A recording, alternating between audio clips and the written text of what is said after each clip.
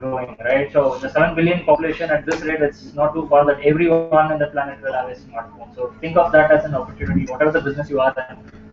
If you can relate it to the mobile phone, that's a huge number there. 1 billion Android active users in the 30 days. So that's just May 25 to June 25. The number of people who experienced Android or who used an Android device is 1 billion. That's really a huge figure, right? And of course, in terms of Android tablet shipment, it's growing. Look at this, from 46% to almost 62%. That's another 50% incrementally growth there. So Android is really kind of taking over the planet. And of course, if you look at the YouTube access from Android, which has also gone up from 28% to 42%. So we all knew already for a fact that YouTube is the second largest search engine after Google. Everything from recipes to how-to videos to fun videos to entertainment to everything. So YouTube has become the largest, and the percentage of it being accessed from Android is all-time high. Before I share some more individual opinions and learnings, I found an interesting video Verge had made. They converted 2.5 hour long keynote into just under 8 minutes. So I thought it's only prudent to share, because there are some elements which is something like material design or previews of certain things that only looks appealing if it's seen as a video. So I'll play this to you. Large computing platforms, Android and Chrome. We're very excited. As of this year's I/O, we are over 1 billion 30-day active users. They take around 93 million selfies every day. The team tells me about 31 million of these are duck faces. User experiences are evolving rapidly, and we wanted to rethink the user design experience in Android to have a fresh, bold, and new look. Android, Chrome, and across all of Google to craft one consistent vision for mobile, desktop, and beyond. And this led us to a way of thinking that we call material design. Those scenes provide meaning about what you can touch and how it will move. And we've also updated our system font, Roboto, so that designers and developers can use one typeface designed and optimized for every screen, from your watch to your laptop to your television. So another area where we've improved the user experience on L is around notifications. I can double tap on a notification to launch the corresponding app, or if there's something I don't need, I can just dismiss with a single swipe. And to unlock the phone, well, this is just a notification shade, so you just put it away, and you're straight into the device. So from here, I can keep going, or if I want to act on it, like answer it, or if I'm busy, swipe it away. And what you're about to see is Epic Unreal Engine 4 desktop rendering pipeline running on Android L on the latest NVIDIA tablet hardware. Here's a little flicker here.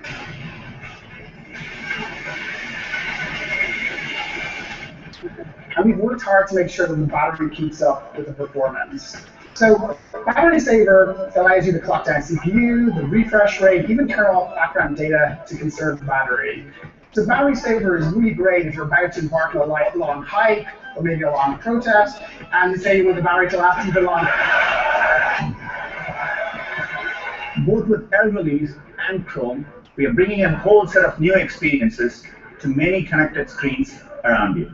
We're right at the beginning in a new phase in the miniaturization of technology, which means that it's finally possible to make a powerful computer small enough to wear comfortably on your body all day long. Here's a live demo on the LG G Watch. You can see that it has an always-on display that at any given time shows you the most important thing we know for you. Swiping up and down navigates you through this stream of cards, which includes information from Google Now, apps running on Jeff's phone, and apps running directly on the wearable itself.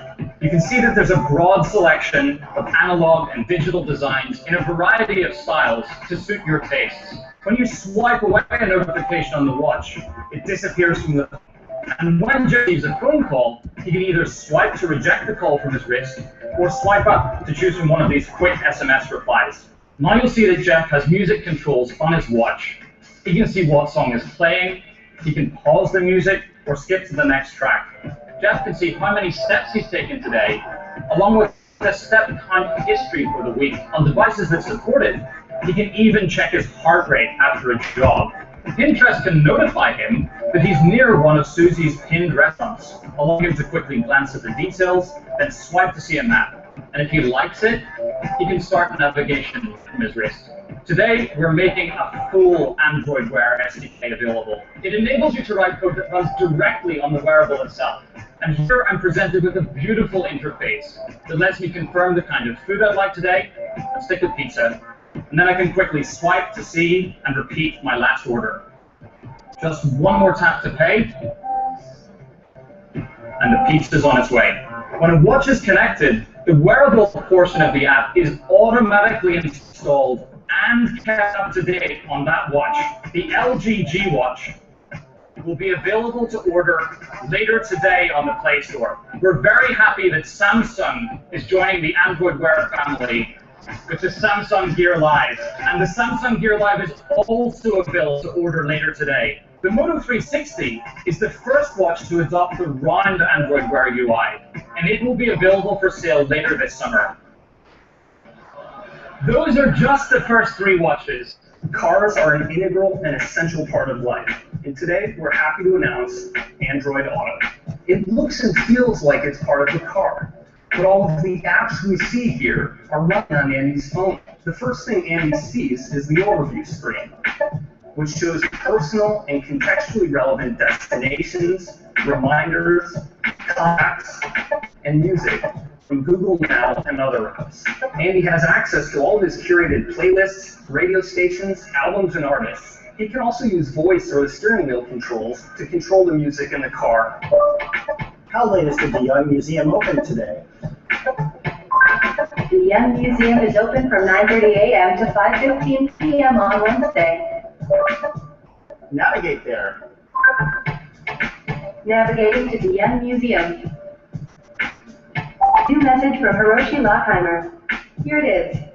Andy, are we there yet? We're starting with a full set of APIs for audio and messaging applications. And the Android Auto experience will be available to users with the public L release later this year. The first cars with Android Auto will be rolling off dealer lots before the end of this year. So I'm going to talk about a different form factor, and that's TV. Today, we're announcing Android TV. And Android TV requires just a D-pad for voice input. And that can be made available as a hardware remote control, as a game controller, or even a virtual controller on a phone or tablet. And the UI provides a unified view of your channels in a familiar channel hopping UI with channel information. As I scroll down, you get immediate access to your application, ordered by how often you use them. Breaking Bad. Google will interpret the result, get me a result for the popular TV show. Now, with one click, I can then watch it in Google Play Movies and TV or any other service that I have installed. So from here, I can actually interact with the TV. With Android TV, we enable you to take your games to the biggest screen in your house. I'm from Ireland, so I don't really understand this game. Android TV includes full Google Cast support, so you can use it just like a Chromecast. I'm super excited to announce that the entire 2015 HD and 4K smart TV ranges from Sony and the 2015 ranges of Sharp and TP Vision's Philips will run on Android TV. I will also be seeing streaming boxes powered by Razer, Asus, and others launching this fall. We're launching a new Google Cast feature that allows you to mirror any Android device to your television. And we're actually going to mirror in live action, a little nervous, in live action, all of you on the big screen. Our journey here began with Chromebooks. Let's say you get an incoming phone call. You will start seeing those incoming call notifications on your Chromebook. If you get a text message, you will see those text messages on your Chromebook as well. We are very, very excited about bringing important favorite Android applications for users straight on their Chromebooks. And it's been battle tested to run at 1.3 million queries per second. Today, we're announcing a platform preview of Google Fit. We want to help users keep better track of their fitness goals. You can choose who you share what with, and you can delete your fitness activity whenever you want. Adidas has a collection of smart sensors that they're opening up to developers for the first time. And we're thrilled to announce that Nike is allowing other apps and fitness devices to integrate with Nike Fuel through this API. And of course, there are many, many, many partners that are joining the Google Fit ecosystem. It's tough to believe that personal computing started only a few decades ago. We feel humbled to be part of this journey with you all, and we look forward to building more amazing experiences with you. Thank you. Have a great conference.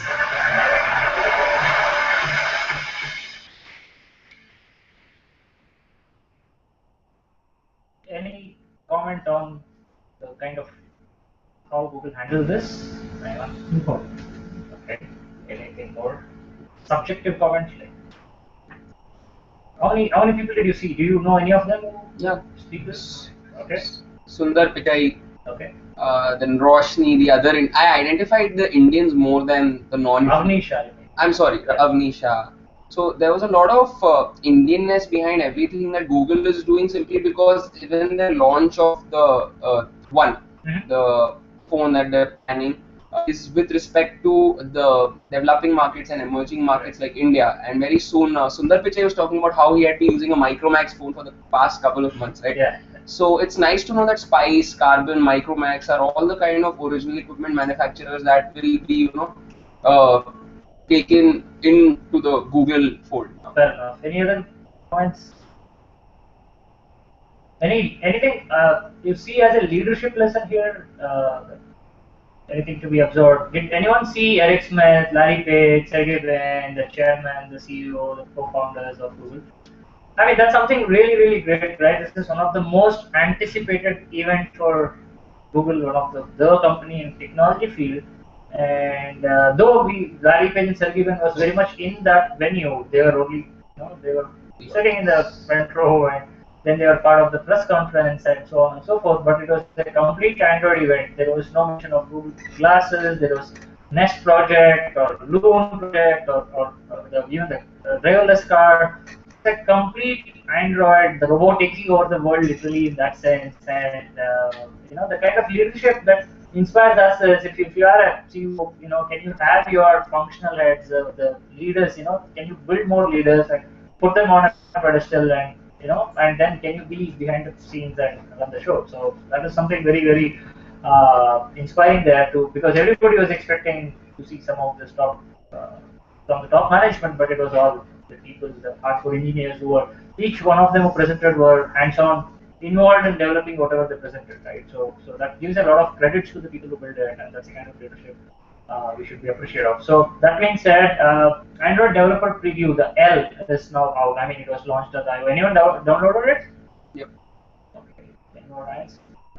Go ahead and try. If you have a secondary device, it's advisable to try it. If your only device is an Android, and if you experiment, there are chances that it may go kaput. So please use caution. But then there is something called the Android Runtime, the ART, that you can all upgrade with whatever the Android phone that you're using. Please Google search how to change runtime from Dalvik, DALVIK to ART, and that gives a lot of battery saving options and a lot more optimized CPU performance, so on and so forth. So that was something launched. So along with the L launch, they launched as much as 5,000 APIs. I mean, if anyone connects to technology a little deeper, this is a huge number of APIs to be launched in a single event. So this practically gives access to everything under the Android's umbrella to be for developers to use it and build applications on top of it. It could be games, it could be utility applications, it could be productivity, it could be the Android Wear now, it could be the Android Fitness. So 5,000 APIs is practically half job done, right? So you just have to implement your idea using those APIs. Then we saw what was really a giant leap in terms of technology and technology design, which is called as the material design. So in simple, we have pixels, and what if pixels can have a dimension? That's the layer that we are seeing here, right? So all the starting from Android L, the notification and the UI, the interface of your phone is going to be a lot more nicer on the eye, easier on transition, and much lighter on the battery life. So that's something which is very interesting to read. If anyone is in the business of designing, so this is for you. You could be as simple as a web designing for your own self, but take a look at what is material design, because if somebody is going to see your website from one of Android devices, so see if you can have compatibility and give the same user experience to your prospective customers. So then we have Android. Of course, this is a huge improvement from what Samsung Gear and all those that was developed. And since we are here, this was also given away to people. So what this does is basically it connects to your phone. You can do almost 50% of your phone's tasks without taking your phone out of your pocket. So whether it is calling someone. If you have a headset, you can directly call someone and start talking to them, sending an SMS, or swiping away a notification, or replying to an email. You all now do it through a watch. It looks a little weird. I'm wearing one of those. People in my office keep started staring at me because I talk to my watch half the time, and it looks a lot weird. But eventually, when everybody has one, it will be much. 14 years back, when I had a mobile phone, it was really huge. Everybody looks at you. What is this device that one is carrying? But trust me. So after the event, the cardboard and the wear. If you like to experiment, please feel free to experiment it. I'll be more than happy to tell you how it really works. The biggest another launch was Android Auto. So practically every car brand is covered under Android Auto. So why they built it is a significant amount of accidents are now happening on the road. That's not because of drunk driving, but because of mobile phone usage. So there is a better way of doing it. I mean, we can't really not use our mobile phone. There are some situations, but so Android Auto solves that problem in a very simple sense.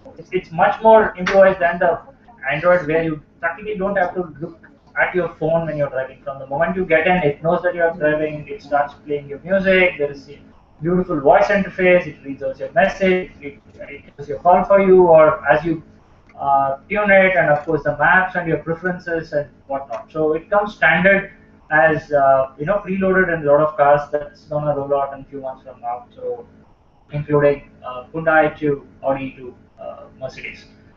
Then of course there is Android TV, which the gaming friends there should be a lot more interested in this.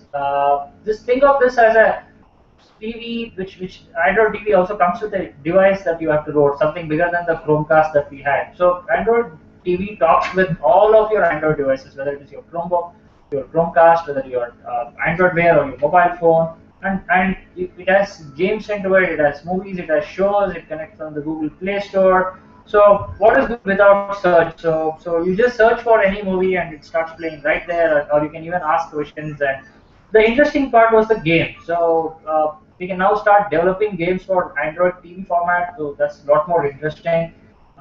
If you are very interested, just check out the full version of the keynote speech, and there's a lot of things to be explored here. And there is also specific sessions that they organized to inform gamers how to develop, and also there were hardware given away. The Android TV consoles was given away for people, developers, to start working on it. So that was really fantastic. So of course, what is Google without search? So you can search for who was Katniss and Hunger Games, and it gives you the answers. So once again, it looks a lot more weird in your home now that you're talking to your TV and it responds back. So all the devices are now connected. So this was complete Android takeover: Android watch, Android phone, Android computer, Android TV. So, and then of course this was one of the biggest launch.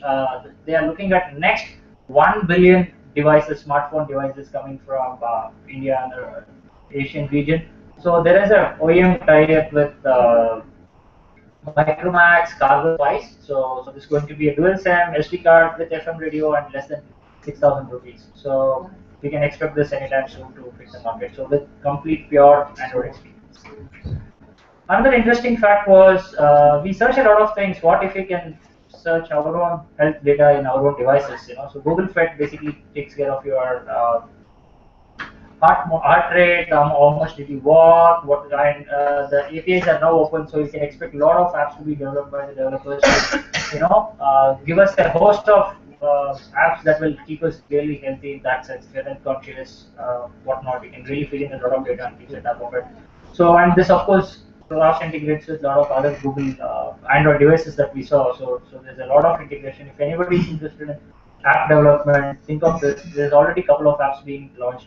And you'll be amazed at the speed at which Android Wear is now being developed.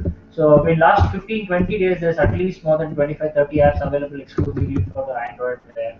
So that's the speed at which businesses are developing using the APIs that was launched and building apps. By the time you would even open the box, come home, open the box and see if there are any apps. There are some apps already developed, launched, people using it, testing it. There upgrades available all within the 10-15 days from the time the app was launched to the market. So if you're anywhere closer to thinking of your business using some digital technology layer over to it, start thinking about wearable devices. So because you can't afford to not have notifications coming on the Wear devices, because if people are going to get used to those kind of applications, it's going to make sense only to move or have an integrated approach to all of your app development. So think of it.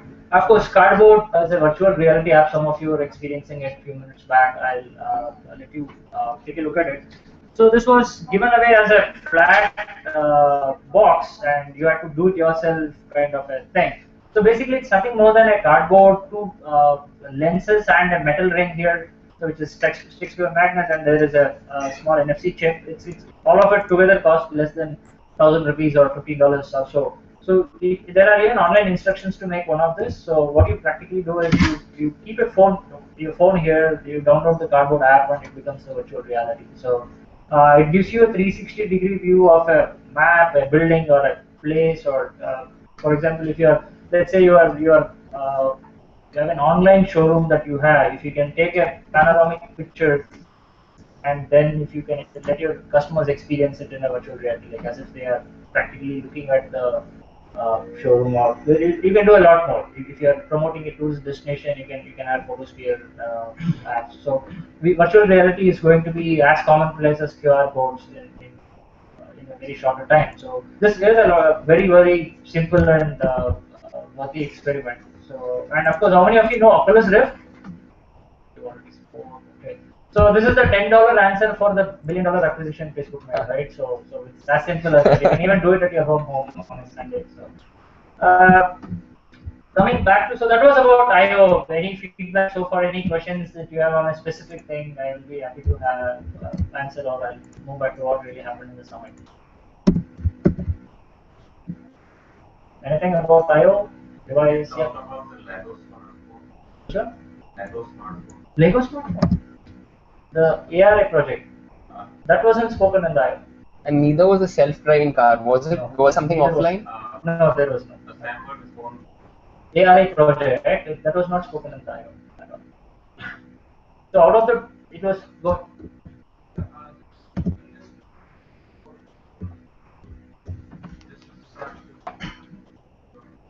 Google L, Android L.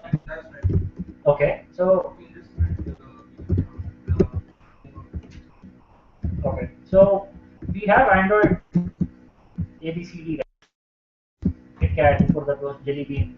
So now L, I mean, there are a lot of people lobbying the name to be Laddu, but anyways, it's currently called as Before L. that it was Kaju Katli. That Kaju Katli for K and L as in Laddu. So that's the newest release of Android, right, at the very basic sense. So there is a lot of improvisation in terms of allows you to develop apps for a developer, and as a user, the material is on the transitions, lot more friendly on the battery life. It's a efficient, it's a new version of the operating system for your mobile phone and for the whole developer ecosystem, which is everybody you look forward to the next big thing on your phone, right? So that's exactly what it allows you to do. It allows you to interconnect wearable devices, Google Glass, Google Wear, Android Auto, Android Fitness. So if you're developing apps for any of this, L has a lot of compatibility. That's what that 5,000 API is all about.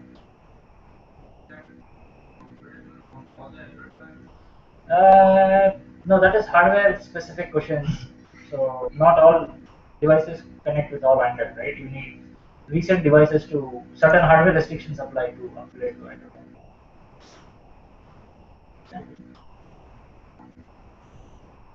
Anything? So this is the picture from the Google office. We had a day-long session there. So when I started introducing about GBG, we said Google Outreach, right? So that is what it was started as. Now it is all called as business and startup ecosystem. So what is the whole agenda here? So startup, there's a startup launch by Google Developer Relations now. So what it does is it's basically trying to focus or put startups on a incubation, or in terms of learning, in terms of venture, in terms of UI UX review, or in terms of helping them and taking it to a next level. How many of you are of Uber? Uber as an app? So, what would you call it as? Are they in the taxi business or they are a technology business? So, what about Airbnb? And how many of you are aware of Airbnb? What are they? Real estate business or technology business? Connectivity. See, basically, they're at the heart of their both the business. One provides taxi service without owning a single taxi. The other one provides hospitality services without owning a single room of an hotel, right? So how they really made that happen was or let's look at Redbus. How many of you booked a ticket through Redbus? Or how many of you know Redbus? They're offering 70% Eid discount, by the way. Redbus. Sorry? They're offering a 70% discount for tickets booked. Okay. So, but so that was started because the founder Sama couldn't get home on one Diwali, and he was like, there has to be a better way of buying bus tickets, and he started the business. Or Uber the same way. One day they were, maybe they couldn't find a taxi, and they started a business of that. Or Airbnb was practically that they could not find an accommodation. So and today it's one of the biggest thing in the hospitality business. People who are why is Uber valued at $17 billion? That's more time than the world's biggest aluminum producing company or United Airlines or any of those companies. What really puts that ridiculous figure of $17 billion? It's not one. Of course, they are very profitable, like some e-commerce business or something like that. They are really, really profitable. They are having a lot of cash, but still, what gives them the $17 billion valuation is simple. They are looking at the evaluators look at the market who's interested in lending a ride as a potential, or any who are not in the transportation business now are tempted to use Uber and make that extra cash. So they're basically creating their market, same as Airbnb. You probably were never at the business of letting your home for a week or during the summer or something. So it's creating a new version of market. Imagine there were only people who built hotels and let it out, and as opposed to Airbnb where everybody is trying to let out their spare room. So if they want to make more the idea about this is how can you? Of course, Airbnb does that exactly. It does that. You can call them as entrepreneur, or you can call them as making a subletting income from a subletting, right? It's in simple English. That's what it is. You have a spare room, you let it out, and you make some cash there. So look at they created a market, right? Such market did not exist before. Nor were people looking for such kind of accommodations, nor were people willing to let. Sorry. Crowdsourcing.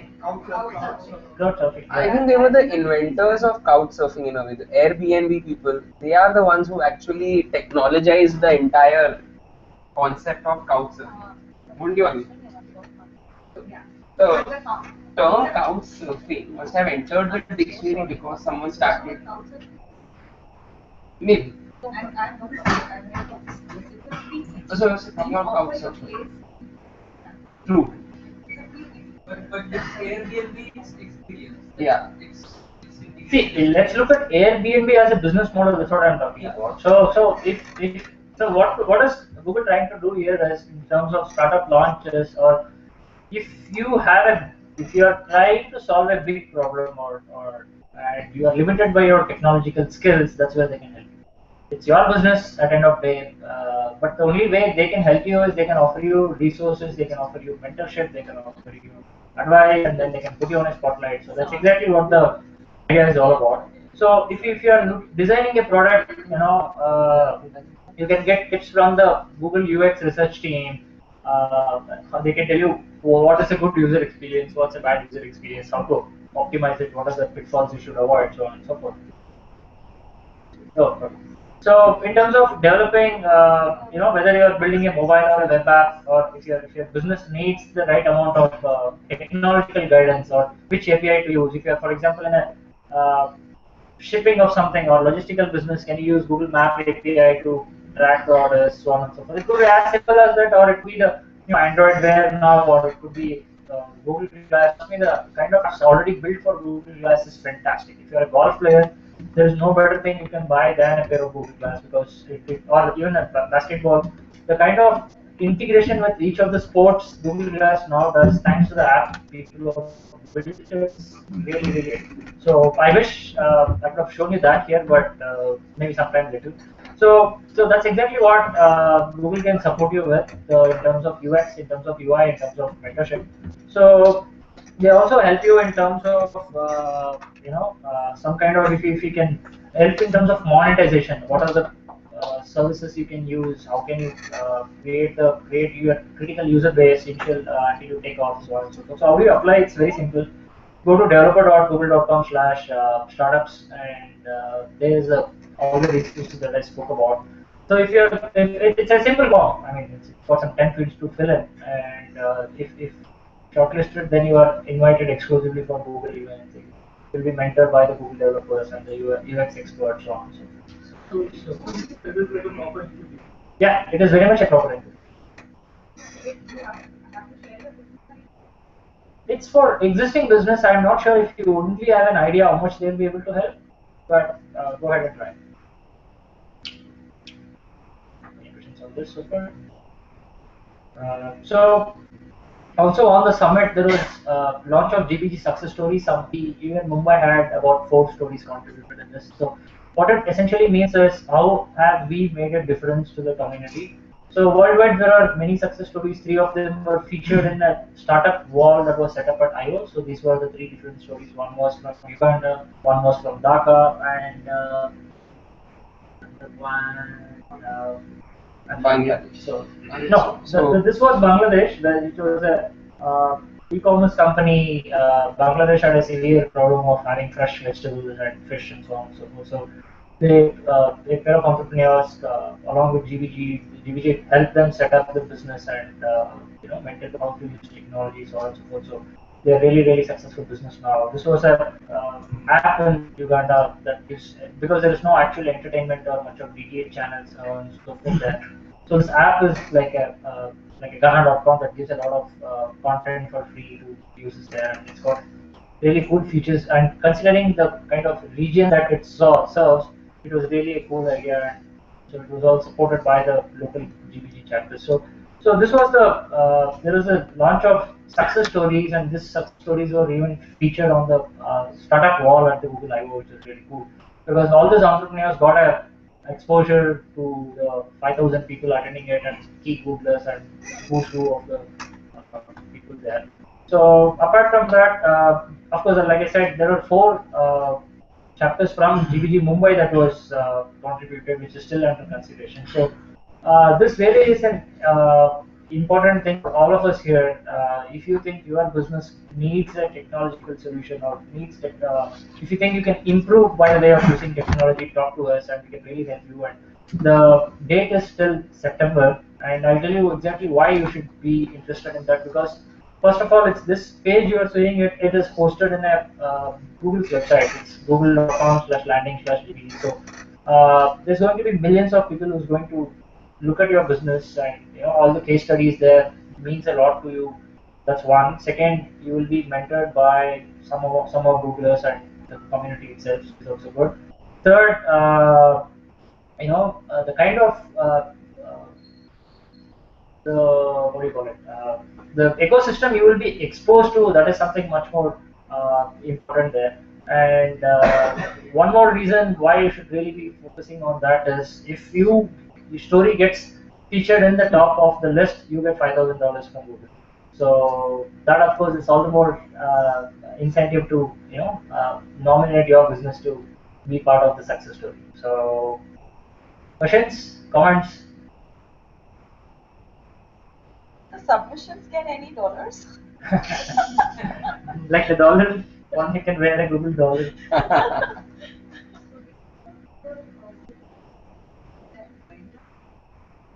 If you have a business and you think you need some help, support, which GBG can help you, and then we together submit it as a success story. So the idea is to showcase the success of the community by helping the community members, which is you all. The business should be in existence or just in ideas? No, existence. Or ideas can be. If you can execute it within September and nominate it, nothing like it. Who? Correct. Yeah. There are many touch points. Yeah. Questions, comments? Anyone wants that $5,000? Yeah, obviously. I don't see any hands. So September, right? September, right? September is the lucky month. Yeah, so do connect with me after the event. I would like to individually help you out to ensure that We both go. nominate your Have a success cut. stories. No, the cut is given by the Google. So if the featured story comes from whatever chapter, that chapter gets another $5,000. Wow, you didn't say that. I was about to. I was coming to that. So as It's a eager as win-win. you are, I'm also eagerly looking at having that $5,000 so that we have better projectors, so that we have Wi-Fi, whatnot, so that the community can be a little more advanced in terms of technological glitches, free of glitches. So questions until we wait for Sandeep, who must be here in 5 minutes. He's here? Okay. So I will be happy to take any questions that you may have. And We did a 10-minute roundup of the. So, like you showed the Verge thing, you could start off with it till the speaker comes. Once again? Okay, so the. Yeah. Which one? Or you could just share the link live that they could be WhatsApp to their friends of this live cast. So, yeah, just log on to your Twitter page. Tweet link of the live cast? Yeah. Yeah, I mean, some of us. And also. Yeah, that we will send you the presentation. Don't worry about it. I think it's open. Yeah. Notification.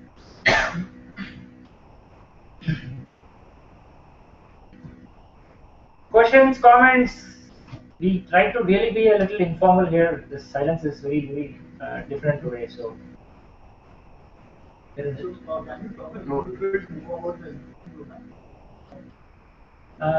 Yeah, so basically, let's say you have a business, you are trying to solve a big problem and you are limited by your technological skills. That's exactly what I think. So, which program is the same thing as a sales? No, that's two separate things. Two separate things. Incubation is for you to have a lot more developer support. Success story is, let's say you're already doing it and GBG helps you, and GBG was kind of instrumental in solving your business problem. That goes as a success story. The success story is about the chapter. We as a community, how did we help each other to help a business? So that's the whole point of GBG Success. The startup ecosystem program is for entrepreneurs to take help of Google engineers to build better product and experience.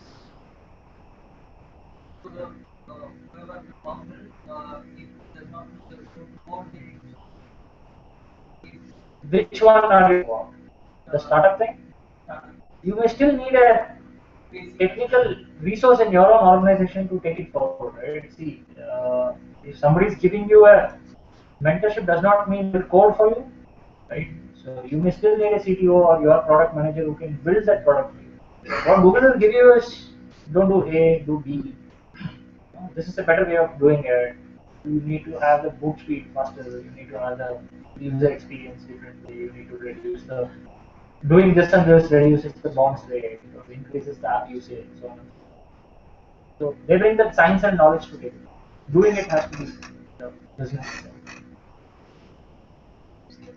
Yeah.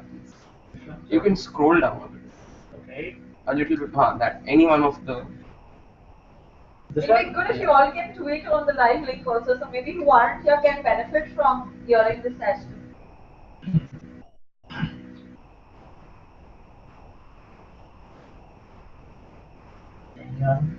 Hello. Go ahead. Yeah. Since we have a GDG Mumbai chapter at IIT, I guess. No, they are everywhere. Everywhere. Yeah. So, could there be a possibility of there being a annual party of sorts where we could, learn from each other and sort of mingle, find out how we could partner for better growth? Yeah, sure. That's a cool idea. That's the whole idea of GDX, right? Correct. So last year we did GDX, which was about one developer track. This happened exactly in this campus last October. So there's a developer track for the developers and the business track for the.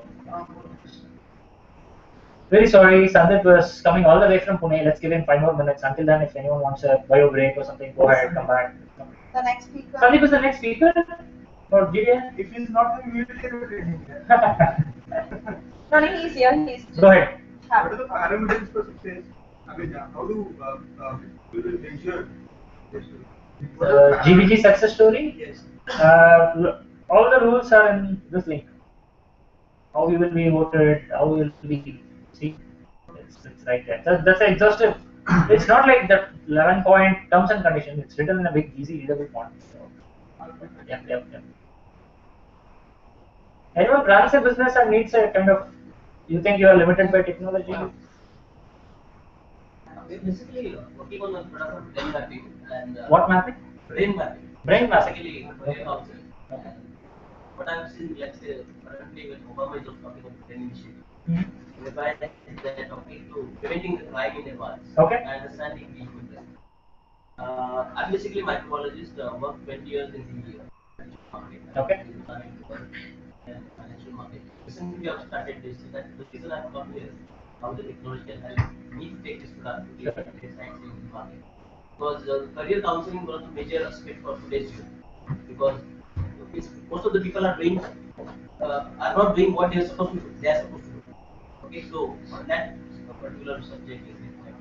So, do you see any challenge in your business where technology? Reaching people like about the technology.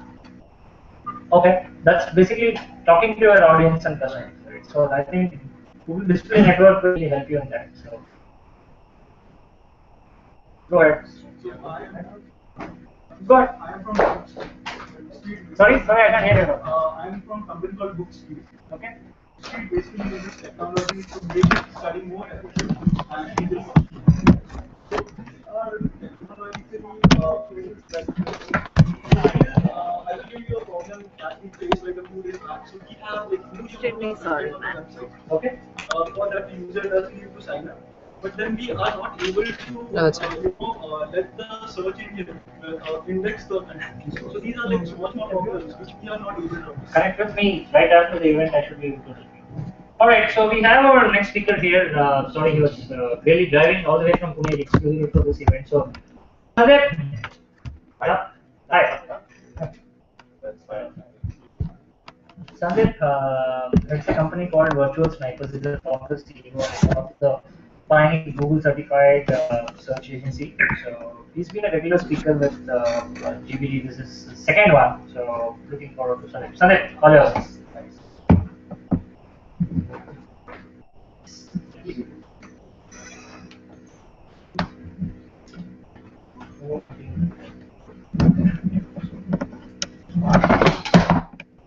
Can we welcome Sandeep, please?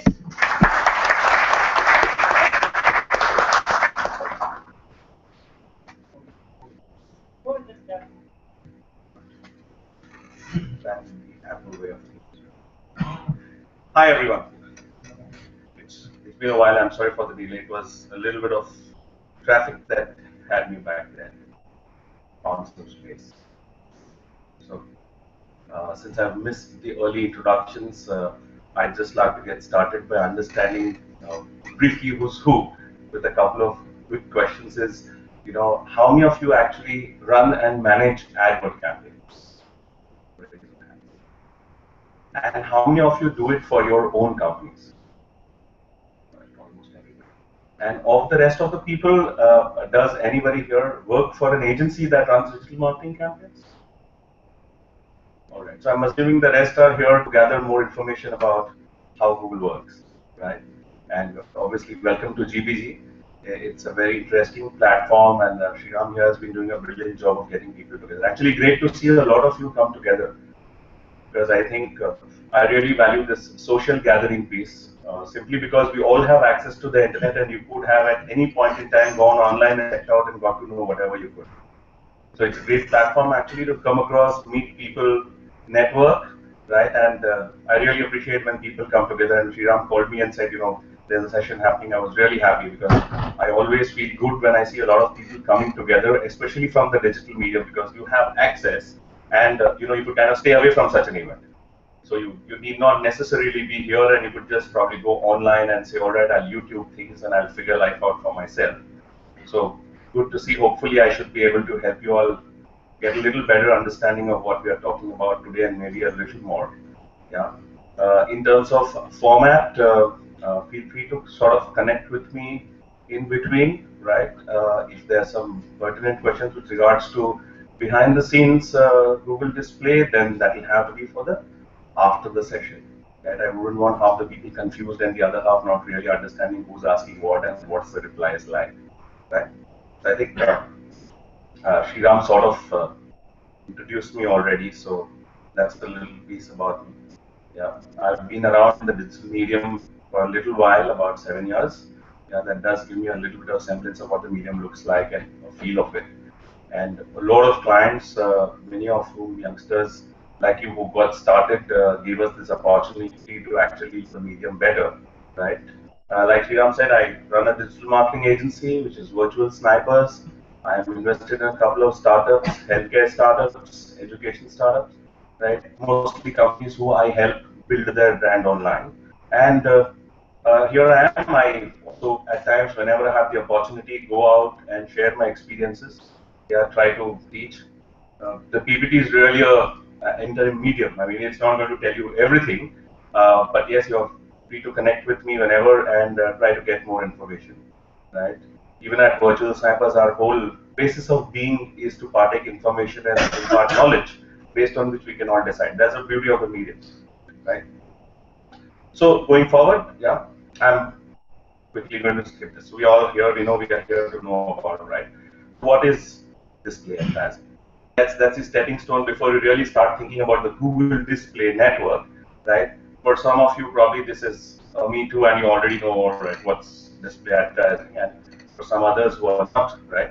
So simply put, we are talking about display advertising, which is graphical in nature. So many of you have had exposure to print advertising, right, which is also called display in its own sense, right? So this is online, right? So when I'm saying display advertising, it is the World Wide Web, right? It is graphical in nature, it's imagery, right? And it appears on web pages or various other forms right now, right? In fact, display is now on apps as well. So display has taken that shape, right? So you've got in-app advertising happening, which is also a form of display advertising, right? These ads typically, I mean, when you're looking at the web, the first thing that anybody is going to ask you is, are you going to run a banner campaign? And that is display advertising. So we're talking about banner campaigns here, right? Which can come in different sizes. There are various sizes right now, about 15 ad sizes just supported by the Google Display Network, right? And you could use them across, right? So I'm going to go next, right? One of the pieces which is very important, just a little snippet here, and probably I'm going to tell Sriram to talk about it, or maybe we have another session on media, which is the next level of display advertising online. Right, so we are moving from the old standard banner advertising, which moved to GIF animations, where you could see the banners switching messages. Right, we moved from there on to Flash, right, which was a more seamless way of presenting communication. Right, and from there on we moved to video. Right, and from video we're going to have embedded video. So the modular team has already come up with a very interesting model where you can allow you a model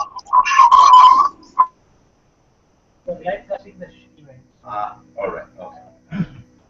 So that's going to be the next step, and and as we go forward, video is going to become a very critical part of display.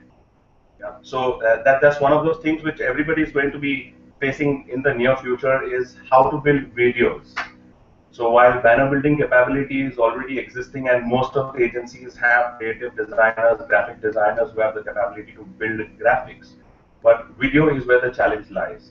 So as you look forward and think forward, maybe for your own campaigns, your client campaigns, or anybody campaigns, please start thinking engagement. Because today the good old banner is now dying. You've got more video happening, right? Everybody knows YouTube has got phenomenal number of video views these days. And that is going to be integrated. It already is, incidentally, and that is what is rich media.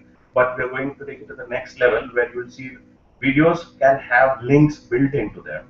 Videos will have maps built into them. So if you're a business who wants to help somebody reach you someplace, and you're saying you saw an ad and he clicks and he says, okay, I've got a link which can help me find out where this guy is located. Right now I have to click on it, and then I have to go to the next level, go to the web page, go to contact us, blah blah, and then I figure out, all right, whether this guy is relevant to me or not. So what's really going to happen is I'm trying to bring it up. Yes. Games also. Pardon me? Can it be games also? Yeah. So in rich media, when you're talking about games, let's talk about display ad banner sizes. Right? Yeah. So if you can have a small game, I would say it's a brilliant creative input.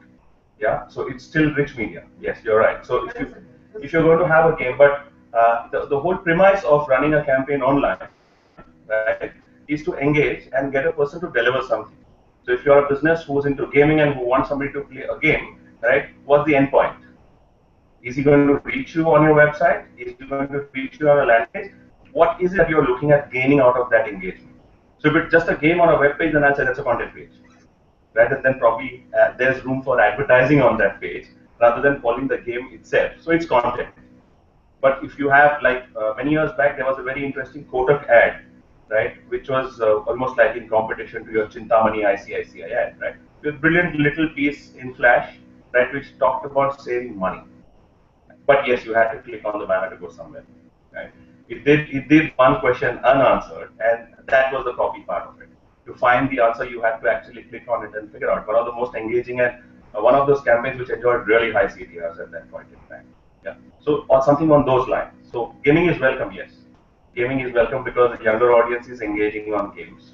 Everybody and each one of us has some form or the other game on our phones as well. Right? We are enjoying it free right now. There's no doubt about that. Yeah. And therefore, the ads that keep popping up there is display advertising. Right? It's also called in-app advertising. Right. So that's another format. So we can use various formats, but largely popular these days is animation, which is GIF animations, right? Or you have got video animations, or you got Flash, right? Most bigger brands tend to avoid Flash because understanding that pads do not deploy Flash very well. So therefore, videos, right? Because we all know that most people aspire to own an iPhone or an iPad, right? Which unfortunately doesn't support Flash yet. And I don't see that happening sometime soon. But when it does, that will be great. But Flash is something which is now also going by, and video is taking shape, video is coming on board. So slowly and steadily, the bigger challenge, and that's the next content industry, if you ask me, and any one of you are looking at a new avenue to invest or a new place where you want to really think that, what's the next sunrise here? It's video. So think about it. I mean, how many of you can actually create a video ad? It's not difficult. Tell me. Interesting question. In fact, something which we've been dabbling with for a very long time, right? And there's this large perception that video is expensive, right? But you look at what are you shooting videos with these days? I mean, because I know some guys in the film business, I can tell you people are shooting films on cameras, on Canon cameras, right? The Canon 5Ds. Film, like yes, cinema. yeah. The Canon 5Ds and the 6Ds actually shoot movies. They actually shoot movies, lightweight stuff, right? You don't need high-end equipment. You don't need big booms. Right? You don't need big rails. It's all happening. Yeah, so that's really high-end. All right. So lots of movies, when you see many times people have to lug equipment. They don't lug it anymore, really. They just pick up one of the finest pieces of machinery out there, which happens to be a very decent Canon camera. And one of those things probably calls for an investment about 2 lakhs. And you could go down the line actually, and you could go into the Canon EOS series and pick up something for as low as 35,000 and shoot a 1080 HD video. The challenge is not just the video. The challenge is the art of scripting the video. Not shooting 6 hours of video and suddenly realizing you can't make a 90-second out of it.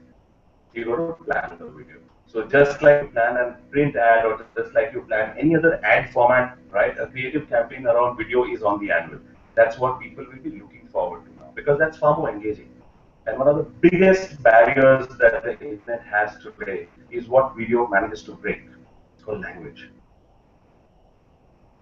You have English, you have Hindi, probably some websites in Gujarati, some in Marathi, a couple in Malayalam, I guess. Yeah, but you don't really have too much happening on the language one. So what do you do with this guy who's got a 5,500 rupee smartphone, who actually does surf the web once in a while, and the first thing that he knows to search is Google.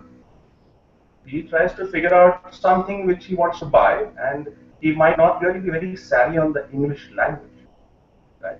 So he doesn't have the capability right now, not even on his phone, to just switch languages, right? So voice, that's going to solve that problem. That's where voice is coming in. So you've got Android, which got voice, iOS, which got Siri. So we are stepping slowly and steadily. It's moving fast, really. So one has really got to keep pace.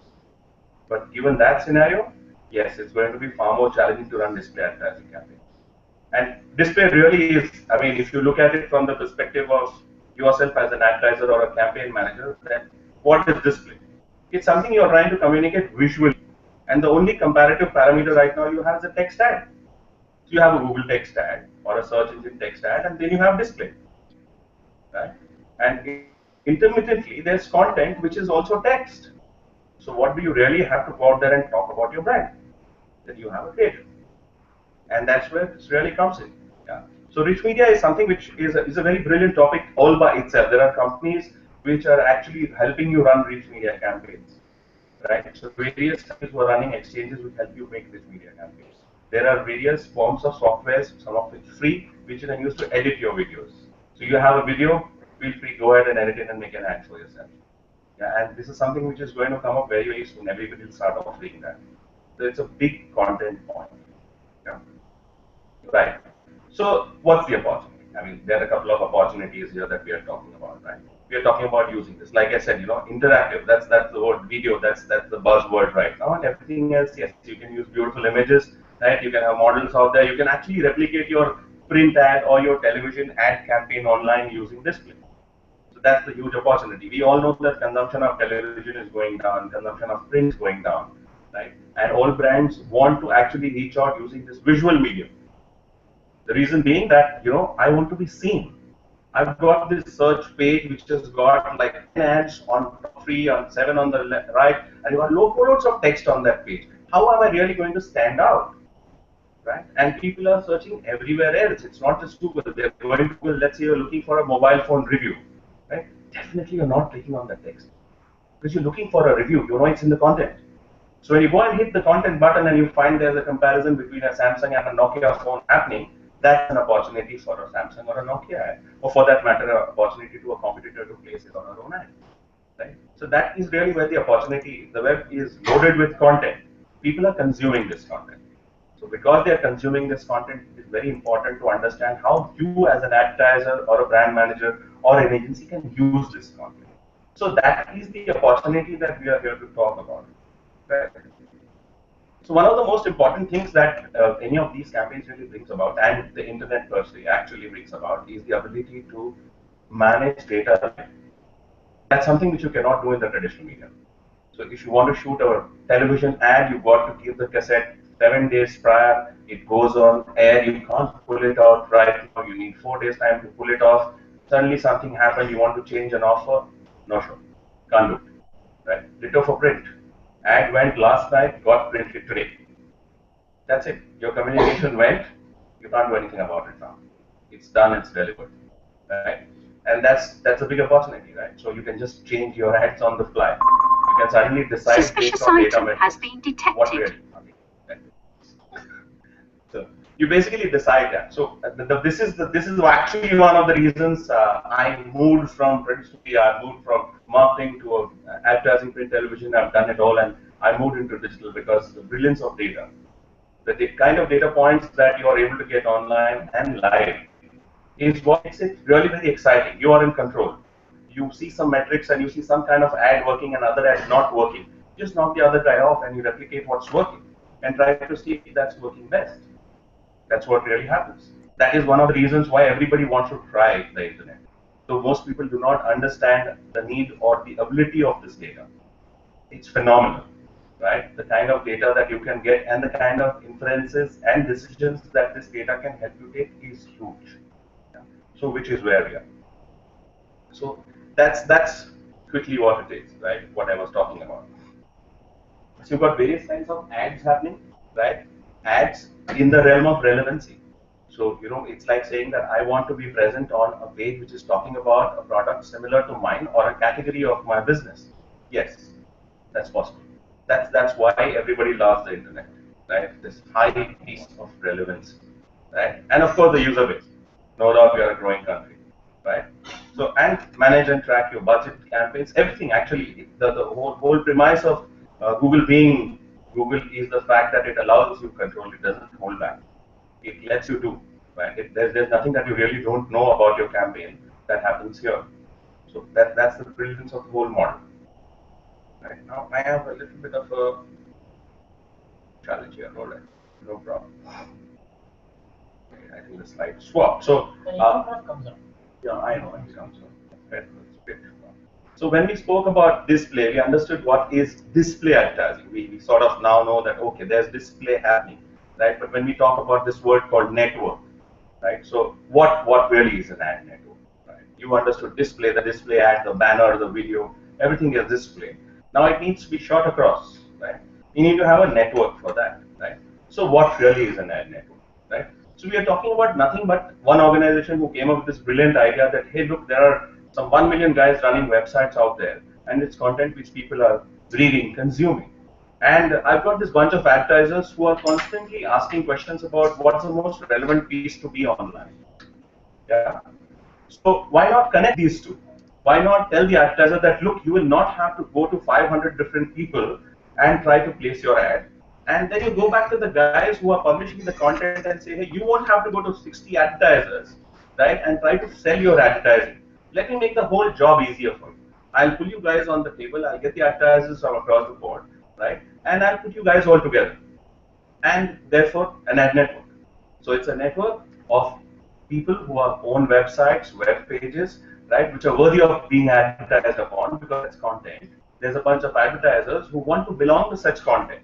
So it is a marriage of both these that actually gave birth to the ad network phenomenon. And it's really huge. We have more than ad networks in India today, right? Some of them really serving huge volumes of advertising, right? And it really works for both sides because for the publisher, he can focus on his job of publishing content. And for the advertiser, he doesn't have to worry about reaching out to 500 people. And on the reporting front, it's rather clear, right? So we are looking at this metric here, which is like the advertiser going to reach the publisher via an intermediary who is called the ad network, right? So how does this whole phenomenon work, right? So that's an advertiser-publisher graph there, right? So you've got the publisher who connects with the advertiser connects with the network, right? There's exchange, there's a release order, right? There's money that exchanges hands, there's creatives that exchange hands, right? And then the campaign goes live. And then the campaign is managed. So there's a reporting console. Each one of these guys have a different reporting model. So you have a reporting console and you are able to see your data live. Alright, this is how my ad campaign is doing. This is the website that I'm on. And this is the creative on this website that seems to be working the best. Right? And maybe I'll call the network guys and say, look, I need to change my creatives now. So let's go ahead and do that. Let's give this campaign a little bit of a tweak so that it can perform better. Avast virus database has been updated. Alright, no problem. So that's roughly to give you a gist of, a display and that connect that to what is an ad network. So we are typically looking at now display advertising on a network, right? Which is, so to say, the Google Display Network, right? So this is a network which is owned by Google, right? The largest search engine, the largest organization online, right? And needless to say, lots of content is available to you. Now, in fact, before I step down, I just have a simple question. How many of you know Google AdSense? Wow. Alright, so this is going to be really easy for those guys. Right. And how many of you actually have your own AdSense websites or pages and are making money? Making money? Yes. Right, alright. Okay, so I see a lot of people know AdSense, but not too many people have their own properties which are making money or probably are struggling to figure out how to make money, right? Of course, Google AdSense is one of Google's models, which is the backend for the Google Display Network, right? And you make money.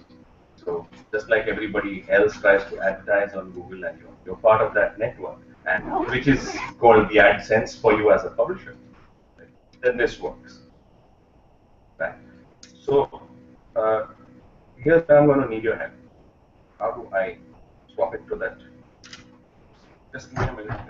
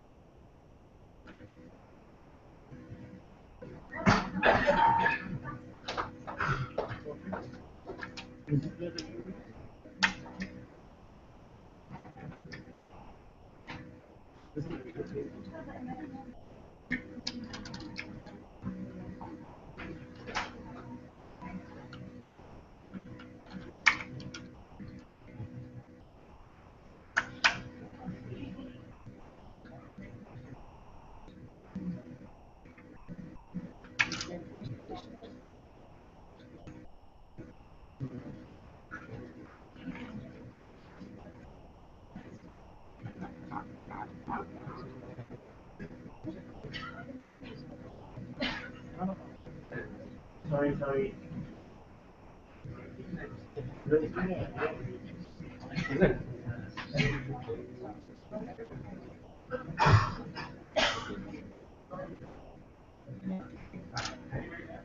So you should use Google Chromebook.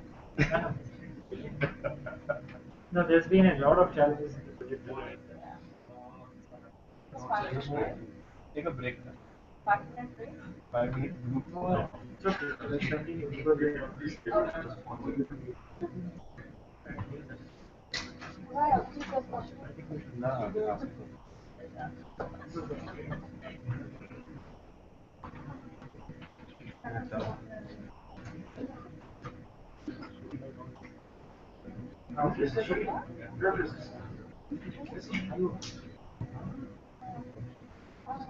More?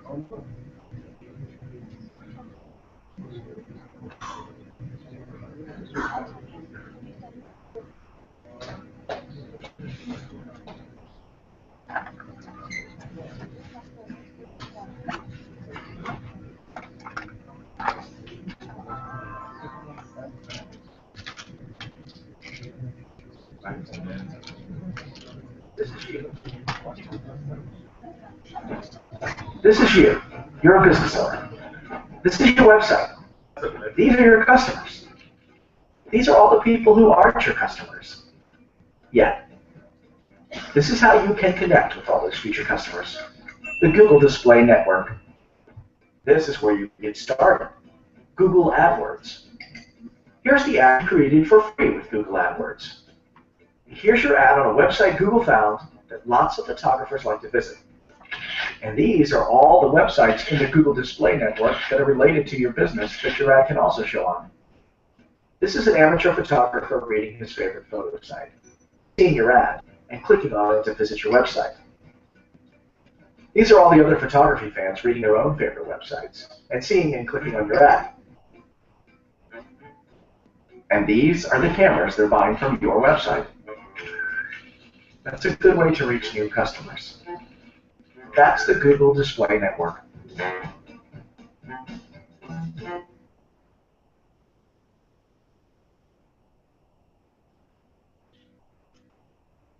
So that was a quick introduction to the Google Display Network. And like I said, that was a video. Right? And that seems to be working best when you have to reach the message out. Right? The visual interaction that it does with you, and I'm sure you're going to remember that video more than my conversation with you. That's what video does. So that's another way of saying that I engaged you with interactive display. Right? And therefore, I'm ensuring that you're able to gather as much as you can from this lecture. Right? Otherwise, it would have been one state-old lecture, right? You have heard me out and then tried to figure out life. So, a little bit about the Google Display Network, right? Something which tells you why Google is so huge as it is, right? The immense amount of reach by virtue of having the content connect that it has to its search engine. Everybody wants to connect, everybody wants to be seen, shown, yeah. So everybody is out there, they're trying to figure life, right? And what better than this a business opportunity for all of you who are interested to build a website and build content. At the same time, for all of you to actually find out the right kind of products out there, right? Because all these guys want to advertise and they can connect with you visually. So, which really makes things work here, right? Thermobytes, and this should help you understand what are the key features behind the Google Display Network, right? So you've got lots of options. Just like you work on the AdWords campaign platform, you have multiple options here, and I'll go into a little piece about what kind of targeting options you have a little later. But this is just to give you a gist of what it is, right? So there's a pricing model which has been added due to the conversion optimizer that started recently. That's called CPA, which is not there, right? This is from one of my other lectures. Right? You've got various formats happening, right? You've got lots of benefits, right? You've got millions of websites, and trust me, no advertiser till date has been able to consume the whole day of Google Display advertising with us. It's just too much. Just too much. Yeah, you can blow away 50 grand in 5 hours and you won't know about it. That big. Yeah. So despite multiple categorizing, multiple ways of targeting, it is really huge. It's very huge out there. Right? It takes time to understand how display optimization really works. So you need to be on a display campaign for a while to really know that yes, this is how I'm going to be able to run a display campaign. Especially I will point out that there are a lot of misconceptions about display happening out there, right? So lots of people simply come up and say display doesn't work. And I can say you got your objectives wrong. What were you looking at display to do for you? If you're looking at display to do the same thing that text at search does, then you're absolutely wrong. It wasn't meant to be the same job, right? So this is my usual honest reply to everybody that get your objectives right before you go Google Display. It feels nice to actually see an ad out there and say, wow, I have this nice little visual and my brand logo being seen and my communication happening, right? But it doesn't work like search does. The objectives are vastly different. If you're on display to do the same job that search does, then you're going wrong because it doesn't work like that. If your objective of display, why you want to do display is very different from why you want to do text search. So you really need to figure that out. Unless you found that out, you would realize that you always keep thinking it doesn't work. It didn't turn out to be valuable. In most campaigns that I've run, I've managed in the past, right? If I'm looking at a CPA analysis, I think display has done better for certain categories of businesses, like education, for example. Right? It's done phenomenally well on the CPA level, but it's not done on the volumes level. Right? So it helps me drive audiences. It makes sure that the educational institution is known, the course is the right kind of mileage, you get to connect, right? But it's more of an aid to search. It's not what search really does. So you should get this right there in your mind that the objectives are very, very different. Yeah. So let's move on and let's look at a couple of advantages of the display network. I have a question. Yes. What would you think is the USP of the display network right now? Vis-a-vis? Regular search. I have to say like this is the biggest. Well, the biggest USP for even Google itself and what it has got on the table is this word I always use is called relevancy. So even whether it was text or whether it was display, I can actually decide where I want to place the ad of mine, whether it's text or display. That's the biggest USP of the game. Right? Let's say I'm an automobile seller, I'm a dealership, and in Bombay I want to be seen on automobile review pages. I can do that. I cannot do that with the radio. I cannot do that with print unless I choose an auto car. So I know my audience is limited there. I don't know how many people pay $100 to buy that magazine. It's really tough to take a call. I can't do it on television unless I go on CNBC and say I want to be in the top gear or something like that, right? And I know I might not get viewers on a Sunday morning. So I want to be seen when somebody wants to see. I don't want to be seen by appointment. I want to be available when somebody is consuming content. Yes. So that's when it is. Right? You're there on a page, and I have the ability and the wherewithal using this very nice Google Display Network console to be present. Right? So relevancy ensures higher CTRs, higher click-throughs. Right? It also ensures that people just don't pay for the heck of clicking on an ad. That your communication defines that part. You're able to ensure that you're communicating X, and the guy who wants X is going to end up clicking. It's not like the print ad where you were there and somebody said, all right, 25 lakh people got the newspaper today. And you'll suddenly come up and say, I got 5 calls. And what? Suddenly it didn't work. Right? But what if I got 5 calls online and paid for 5 calls only? That I think is far more cheaper. Right? So it's a question of reach. Right? The net is reaching, it's slowly and steadily moving up. Right? It's the younger audience who's really latching on. Newspapers are not dying. Please don't interpret my pitch to traditional media. Newspapers are going regional. Newspapers are becoming far more focused. Digital is actually guiding the print business to understand that consumption of content is local now. So it's not going to work as it used to work. So you've got lots of newspapers actually starting editions. In the last 5 years, many big newspapers have started local editions. They don't serve the Bombay newspaper in Pune anymore. They've got a Pune edition because Pune is more valuable as a content city. Puneites want to know more about what is happening in Pune than anywhere else. Right? So that's what the net is all about, isn't it? You've got this web page about Pune or any other city and you're consuming local content because you are able to connect. This connect with content is very critical, and it is within this connect that I am able to place an ad. And what better could have been?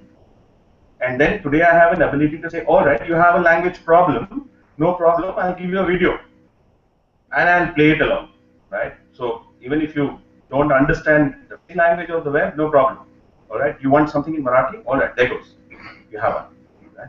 You look at the success of film trailers on YouTube, right?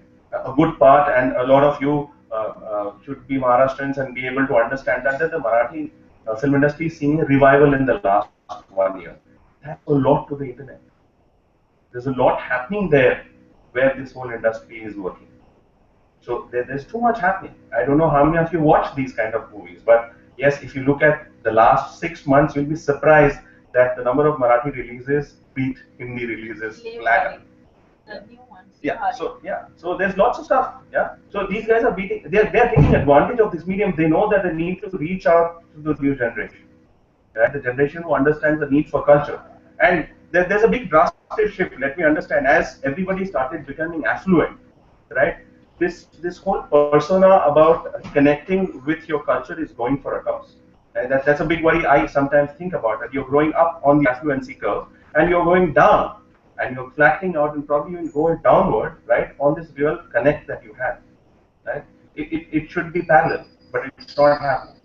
The more affluent you are, the more aspiring you become. The more aspiring you are, the more westernized you become. And the more westernized you become, well, you're forgetting where you come from, right? Hopefully, the language barrier bridges that, yeah? And that's what everybody is doing. You look at what people are doing out there. So trying to bridge that gap, yeah? So there's some advantages, right? So what you can do precision and scale. Yes, you can do it at a scale you want. You can pinpoint what you want to do. You can decide I want to do this today for the next 2 hours and do that for the next 2 hours and do that for the next 2 hours. What gives you that kind of leverage? Nothing. The ad network does, right? And most of you use the Google AdWords console. We'll find it very easy. Create a campaign, right? And get started. You don't know how to make an ad? There's an ad builder. Go plug it in, make your ad in a jiffy, and you have ads ready, all formats, right? It doesn't become any easier. You don't really need to go to an agency in that case unless there's a creative call involved, right? You've got environments like I was talking about content, right? Creatives are just go. Yes. Absolutely free of cost. You're paying for the campaign anyway. It's built in. It's essentially Google's way of making sure that you're able to use the display network despite having no knowledge about it. Yeah. So you can at least run your 250 rupees a day campaign in that network. Of course, it becomes a little tricky when you're starting to look at managing more data. So that kind of budget, if you suddenly went on Google Display Network and said, I start a campaign and zoom in 15 minutes is over. So you better know how to set everything right. Okay. There's some very classical pieces. Yes.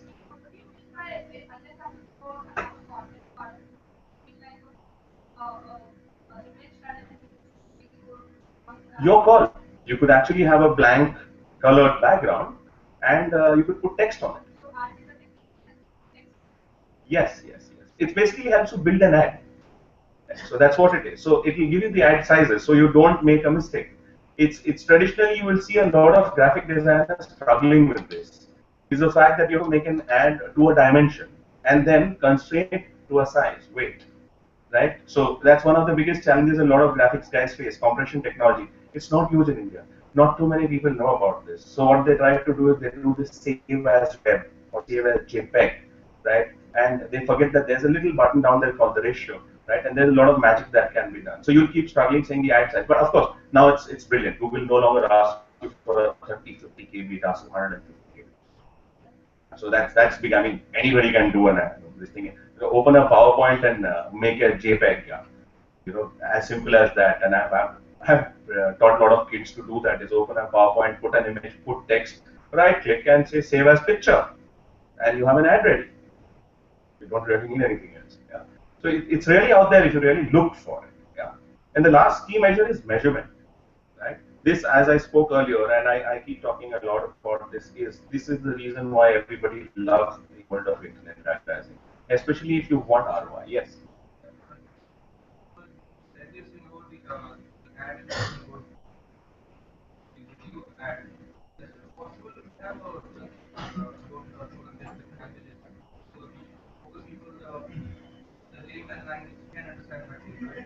Yes, you superimpose text on the video.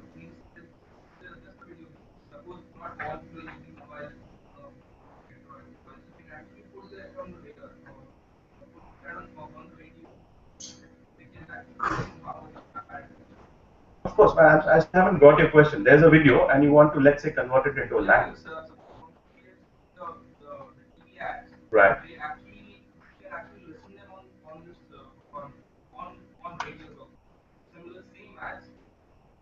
Correct. Right. That's a voice file which is used for radio.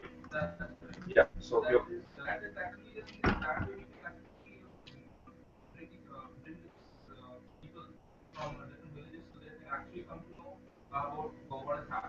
absolutely. So this is what it is all about, right? The visual and the voice, right? Which is not getting communicated elsewhere. So let's say, for example, you have a radio spot and you just put it with any kind of imagery that makes it attractive and people listen to it, right? But more importantly, before people start to think about clicking on that ad, if you superimpose that ad with a little bit of text saying that this ad is in Telugu or in Marathi, I think suddenly you are flying click-through rate from those guys who don't understand English as a basic language. Yeah. So that, of course, that's no doubt about that. Yeah. Yes. Is it fair to measure a text ad versus display ad while looking at it? No, not really. I mean, we still have the same measurements, but we shouldn't compare one. You shouldn't, for the simple reason that let's look at the search cycle, right? A person who goes to search doesn't necessarily go there to click on an ad. He starts a search with search, so he's obviously doing some kind of research, and it is doing this research where he finds content, and that is where you are on the Google Display Network, right? But whereas, let's say he's decided to buy something, right? Then your chances of being on the Google Display Network are slightly lesser because he's been through all this. So look at this as a brilliant opportunity that somebody wants to buy. Let's say one of the fastest selling things is a mobile phone, right? Now, the first thing that you do is you ask 5 friends, say, I've got a Samsung, I've got an LG, Nokia rocks, what to do is you're completely confused, right? And especially if you're a guy, you're looking for the in thing with the best with facilities in it, you might not use it actually. But you still want it, right? You want to Nokia, you're not going to click so much. That's a good thing to have with you, right? Yes.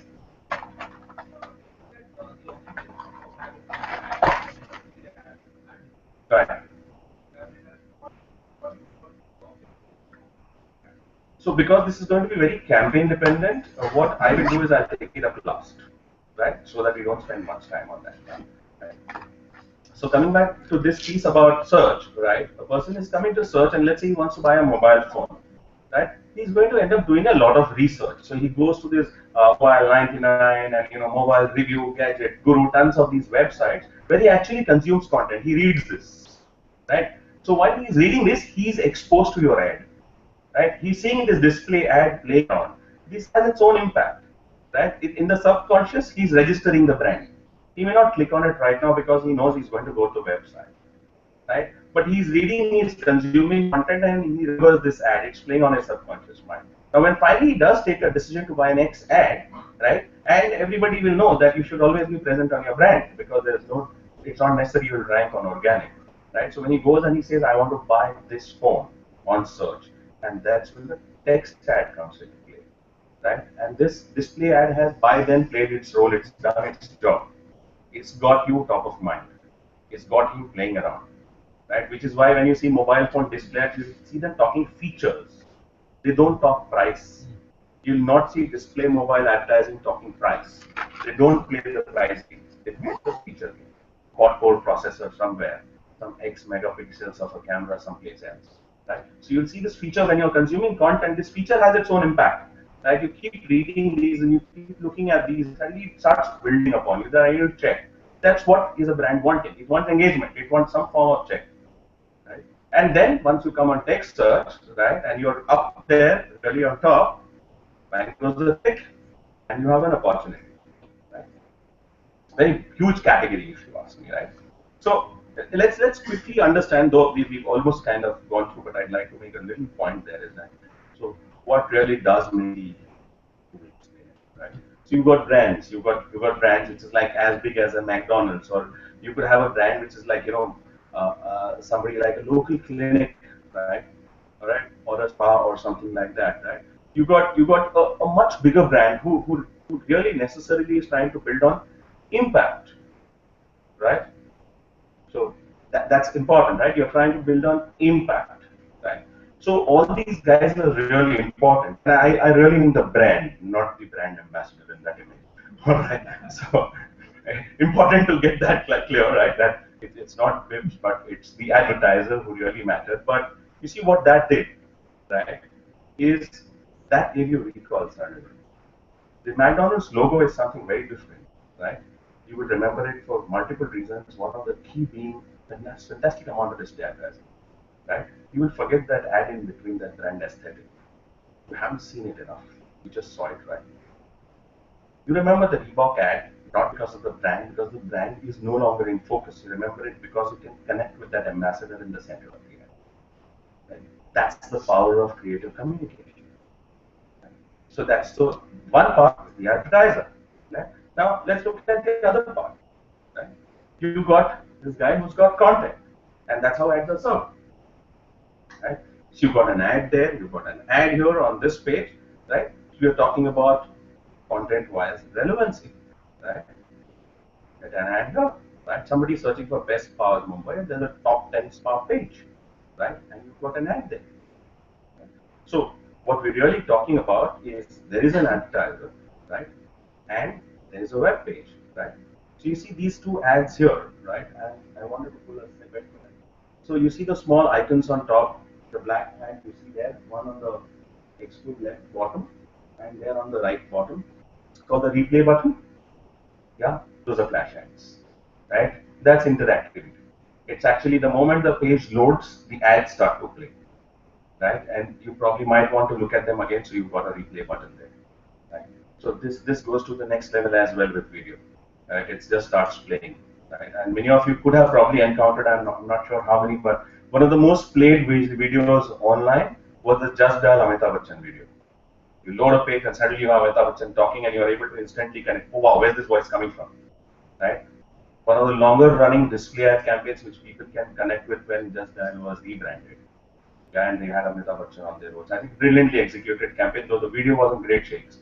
But all the same, everybody remembers it, right? So it's because of pages like these, right? And a very important part here is this, right?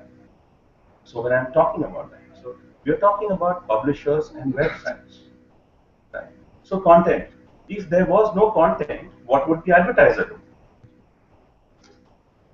Yeah, nothing. Yeah, so you need content and you need an advertiser, right? And it is because of these two guys, right, that things move on. Otherwise, where would you be? You cannot be anywhere, right? And then the last chunk, right, at the end of it all, right, is that you have people like you and me, all right, who are able to actually make this work, right?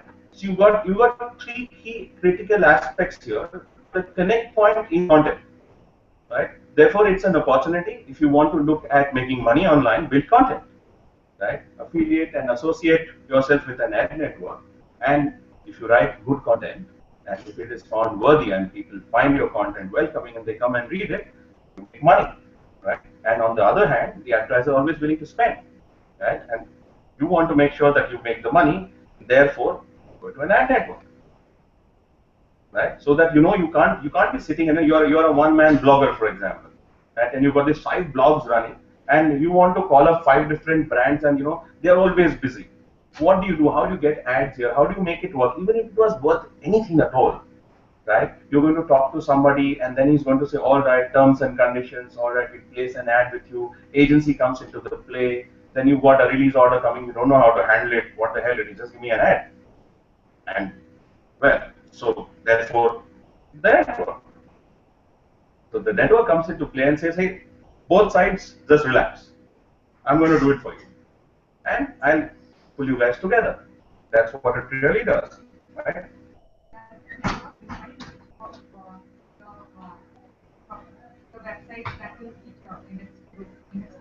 Yes. So let's look at the kind of networks that are out there. There are a lot of networks, really, right? The newbies will pick up anything.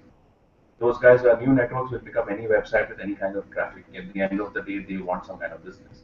But if you go to the bigger networks, they will ask you for a minimum benchmark visitor base.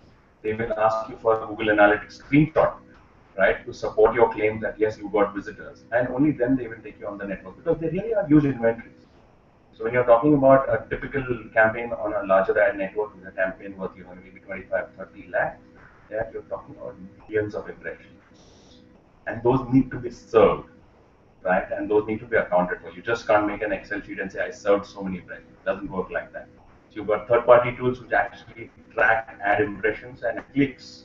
So to make sure that those many impressions are served on relevant websites, they need to have a huge chunk of publishers with them.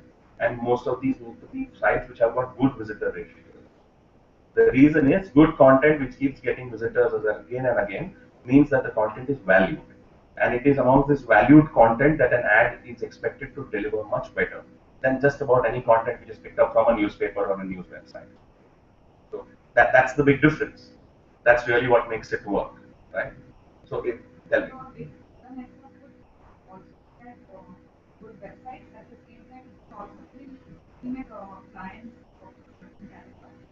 So networks work like any other ad agency. They pitch all clients. They work like a Times of India, for example. Yeah.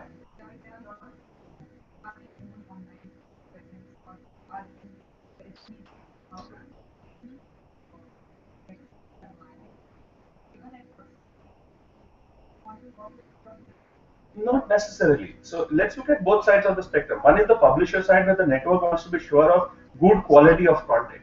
So there is a certain amount of demarcation and parameters that come into it. But if you're an advertiser, you're welcome. You're paying money, isn't it? Right? And you're not going to just pay me and walk out of it. I still have to deliver. So that's where really it is. So quickly look at running a GDM campaign. What really comes into running a GDM campaign, right? So most of you run AdWords, know probably about all these. And it's really, if you look very closely, it's the same. It's actually no different from running a Google AdWords campaign. It's the same thing. The only difference here being is that you are managing a different kind of creative campaign. You're actually just saying that I'll replace the text ads with creatives, right? And therefore I'll manage creatives. Then I'll manage websites for those creatives. Just like you manage keywords, right, on which searches happen, right? You can manage keywords here as well. So you can decide on what pages with a certain set of keywords you want your ads to be shown. Right? So that's absolutely possible. So if you closely look at the metric, you are looking at targeting, you're looking at inventory, which is in text ad searches, impressions or text searches that are happening. So you look at search volumes, right? So that's inventory here. This is number of web pages that happen, right? You bid, you pull data, you optimize. That's what you really do in a usual AdWords campaign. So it's not really any different, except for the fact that you need to put your mind to the creative side of it in terms of how it will work, right? So let's look at small bits of targeting now. Right? So this is something which it excites everybody. Actually, every time I talk about the Google Display Network, everybody wants to know, where is my ad going to go? How am I going to sort of decide whether my ad is going to show to the right people or at the right places or not, right? And that becomes very, very important. So from that perspective, I think the next two slides will be very, very important for you. So we are looking at contextual targeting, which is keyword-based targeting, just like you do on your Google AdWords. Right? You have a set of keywords, right? You decide that on all web pages that have this keyword, right, in this match, I'll show my ad. And Google will do it. So you can therefore decide that if you are trying to sell a product, let's say you're trying to sell a pen with some kind of new feature, and you want to be on a page which is talking about stationery, you can do that. So you will be on that page. Your ad will be seen on that page, right? So topic targeting. Now, what do you do if you say, all right, I want to step a little beyond. I want to go a little outside of this keyword piece, right? And I want to talk to people who are largely talking about a subject, or they are present on web pages which are subjective. So maybe somebody is looking at Bollywood, or somebody is looking at travel.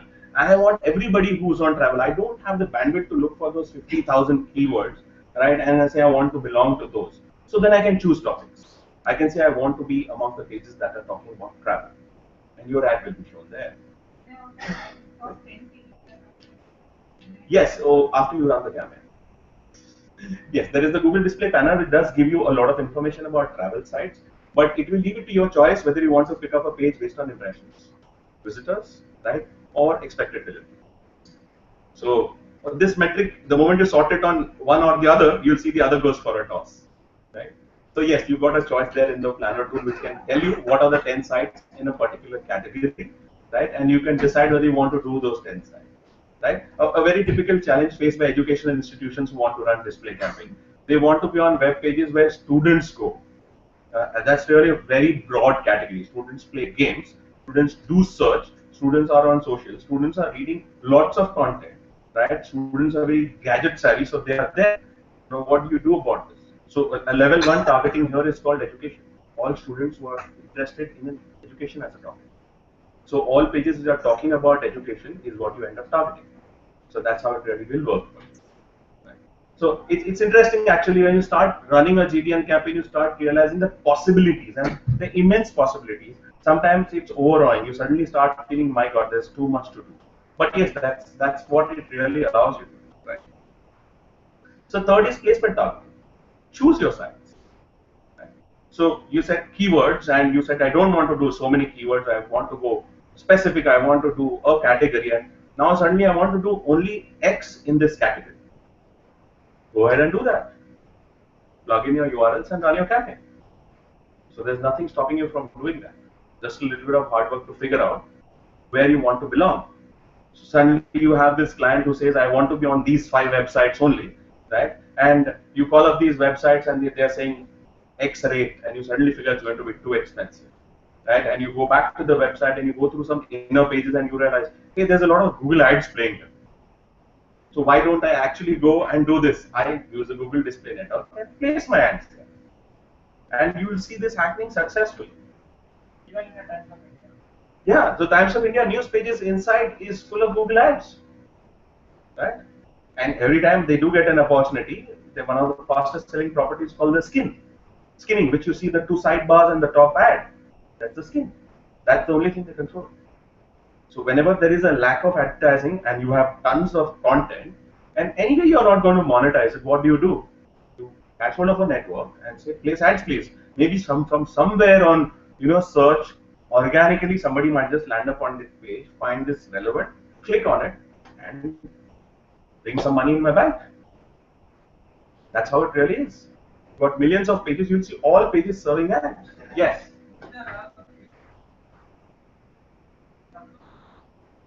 No. No. Not yet. So you can pick up a website. Why not a subdomain? Let me bring it to perspective. All website owners do not want their ad or their websites full of all ad network ads. Some of them will block it. Most of them do. So they typically pick up an automobile ad and try to paste it on an automobile website.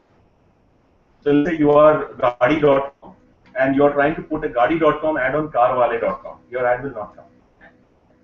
It will not come. So if you look at Carwale.com/Mercedes-Benz,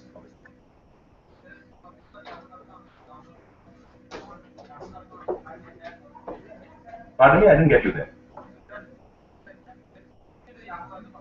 Correct. Right. Then you'll do topic targeting, or you go one level up, isn't it? You still are able to tag that subdomain. By the way, Yahoo won't be on the Google Display Network. Yeah, but Yahoo's got its own display network. How much of the click price goes to publisher? Wow. I wish I knew that really. Sreeraman? I don't know either. 60/40. 60/40. No, she means not this percentage. Who decides how much money is that click going to cost and whether she'll know it costs $6? I think Google is very transparent there. So whatever it does charge for a click is what it shares. It does give you a percentage share.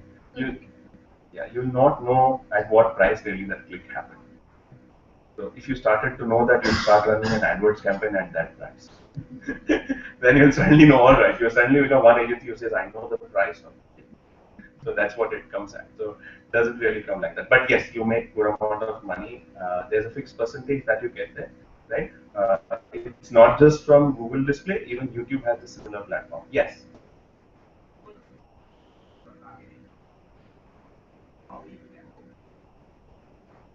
Okay. So how deep do you want to go?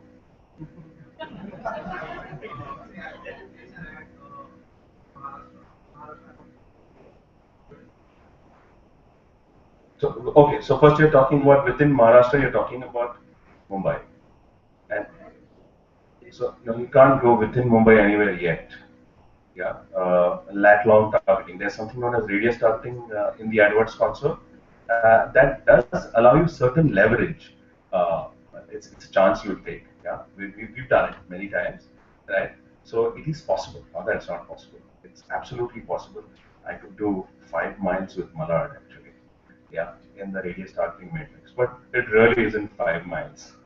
That's It because does the go. IP provider of the ISP. Exactly. So the challenge that we have in India really is the provision of IP addresses.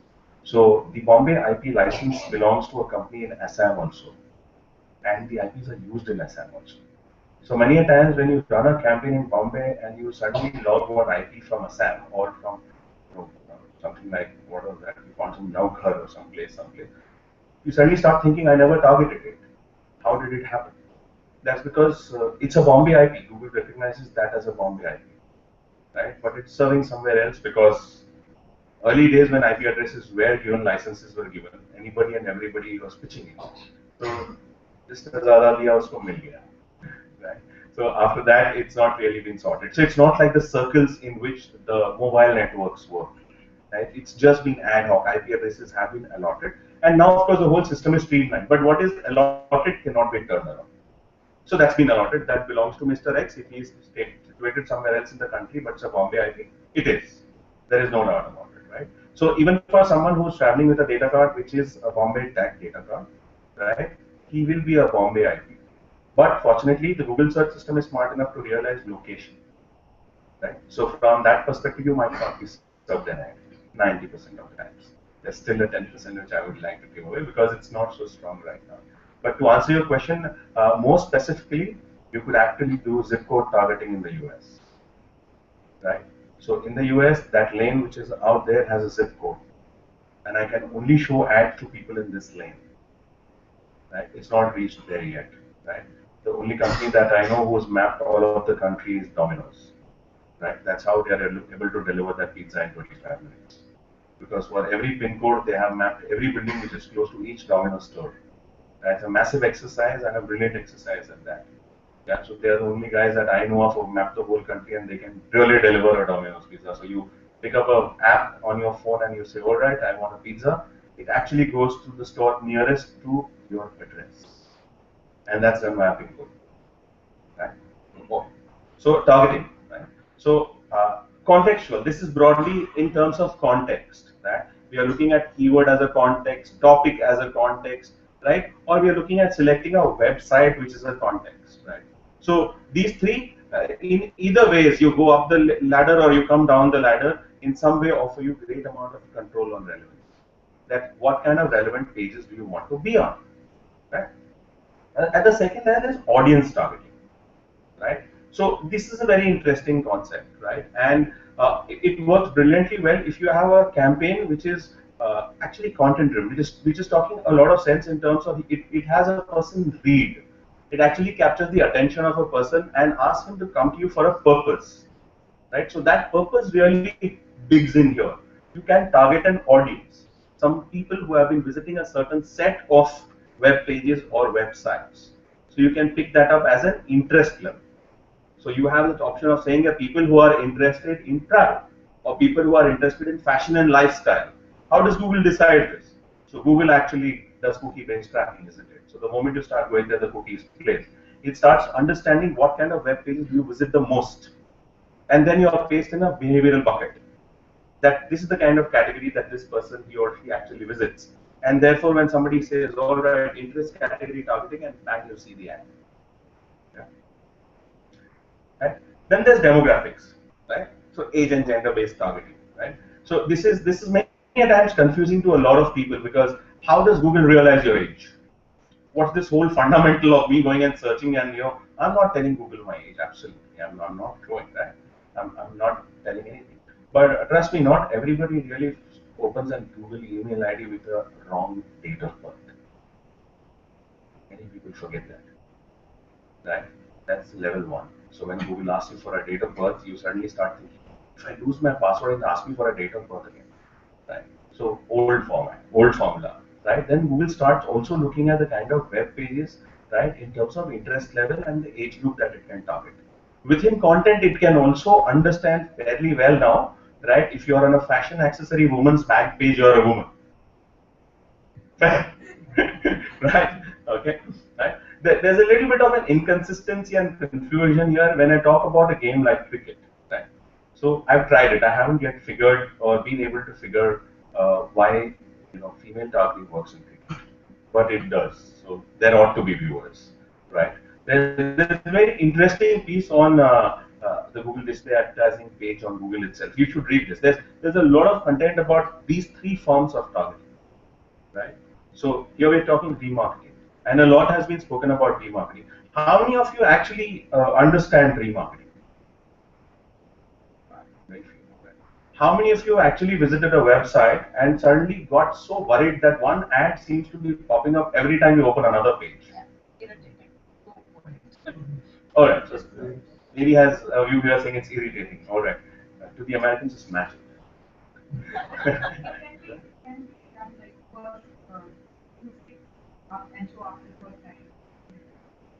Oh, it can be done so brilliantly well that you cannot imagine. It can be done after you visit my website for the second time. It can be done to chase you for 1 year and more. It can be done after you come and filled a form on my website. I can still keep chasing you. Right? It can be done at every goal in analytics that I configure, saying that this guy came and he did that and don't stop. It can be done by chasing creatives, right?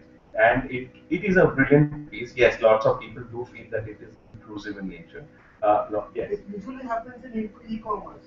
When you go to cart, add to cart, and you leave that cart, then it comes. It's not seeing that particular ads.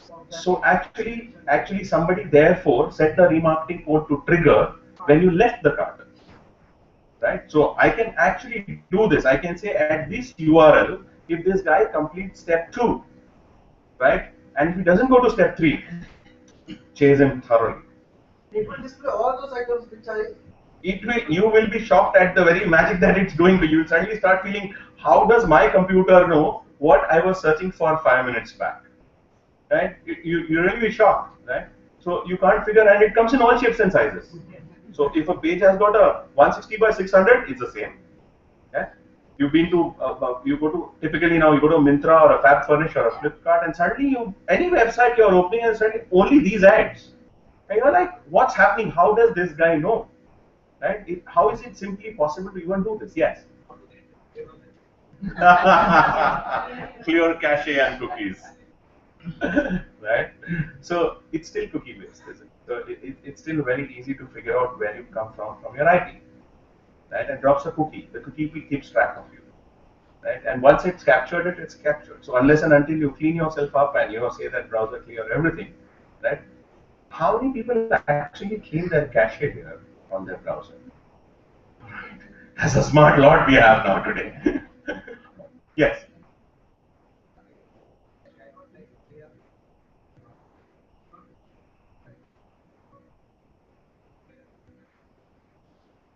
So let's say you logged in. That's a completely different story online. So if you logged into a portal, then there are various ways of actually chasing you. Even newsletter is custom. Yes, absolutely. So if you're logged in, right, then I can do a lot many different forms of targeting for you. But if you're just out there searching for something, then I keep chasing you. So something as simple as searching for an air ticket on a cleartrip.com. And you don't complete the search also, but it'll remember what you were searching. And the next website you open or a web page with an ad you open suddenly shows you Bombay to Delhi at discounted rate. And you're suddenly like, oh my god, how did it come to know? It's actually that creative which is served for that search. So it tags that search that happened and therefore the relevant URL that is generated. And therefore it starts showing stuff to you. Right? So this is a very, very interesting and a very important format of advertising if you honestly ask me. Yes, a lot of people believe and feel that it is intrusive. But in many cases, this has come to the rescue of a lot of users itself. You tend to go and search on web pages and forget about it. You tend to like something and you don't remember where you saw it. Right? You went and searched on a website for a particular car and then you suddenly can't remember what model or version it was. And that ad is chasing you now. Make sure that there's hell of a lot of recall. Yeah? And of course, after a few weeks, you also start talking to your friends saying that Volkswagen ad is still chasing me. I don't know what to do about it. So that's you going to 10 people and saying Volkswagen is brand. All right. So yes, something like that. Tell me if you know it. We have been trying. No, irrespective. So let's say you purchased, for example, right? The purpose of remarketing, you purchase. So what really happens? If you go to Amazon, right, the main Amazon website, the moment you look at a book or you look at any product, right, one of the most interesting things they introduced many years ago was people who bought this also bought this. Search. That's actually behavioral search, right? It says that if for this product there are so many related correlated categories, rank them in hierarchy of sales, right? Similarly, when you complete the purchase cycle, you'll suddenly see a different piece happening there, and you'll see that okay, people who purchased this book bought this together. So suddenly you have this offer coming and saying if you buy this and this together, then there's a discount happening. No, suddenly there's another use case. I was buying a phone. I saw it in Amazon and Flipkart. I ended up buying Flipkart, but Amazon was still chasing. So that's another. Absolutely. They will never solve. No, that of course, right? But tell me. In remarketing, what I came across was the example which I gave was Amazon. I wanted to buy books. I went over there. I left the cart. Again I went. Again I left the cart. Third time I went. I bought the same books, but still it's chasing me. Yeah, so what has really happened is you went for the first two times, right? Probably the third time you went and bought. So that is what I'm coming to. The question is, I went and purchased. I purchased, right? I did the thing. Please get rid of this ad, right? I did what I want to do, right? But what is that business doing? That business looks at you purely as a consumer who has a plastic card to be used online. Why should it stop chasing you? You are now a loyal customer for the next purchase. No, so that kind of logic isn't there, right? So you bought a book on, say, let's say you bought a motivational book, right? So the logic is that if somebody bought X kind of a book, here are the 5 creatives, right, to be served to this kind of a person. Because you're not buying that same book, right? And instantly you're not even reading that book the same day. So I know for sure that till the time you make this comeback, I've got to serve something else to you. Amazon now shows 4 different products in a single ad, Missouri. Yeah. So Amazon, in fact, if you look at all kinds of jewelry advertising happening, right? Brilliant. So you got this creative which has got these small snippets of all images with pricing and everything mentioned. And jewelry guys really chase you. Right? Though they have probably the longest term of remarketing at that, because they know all right. Even travel.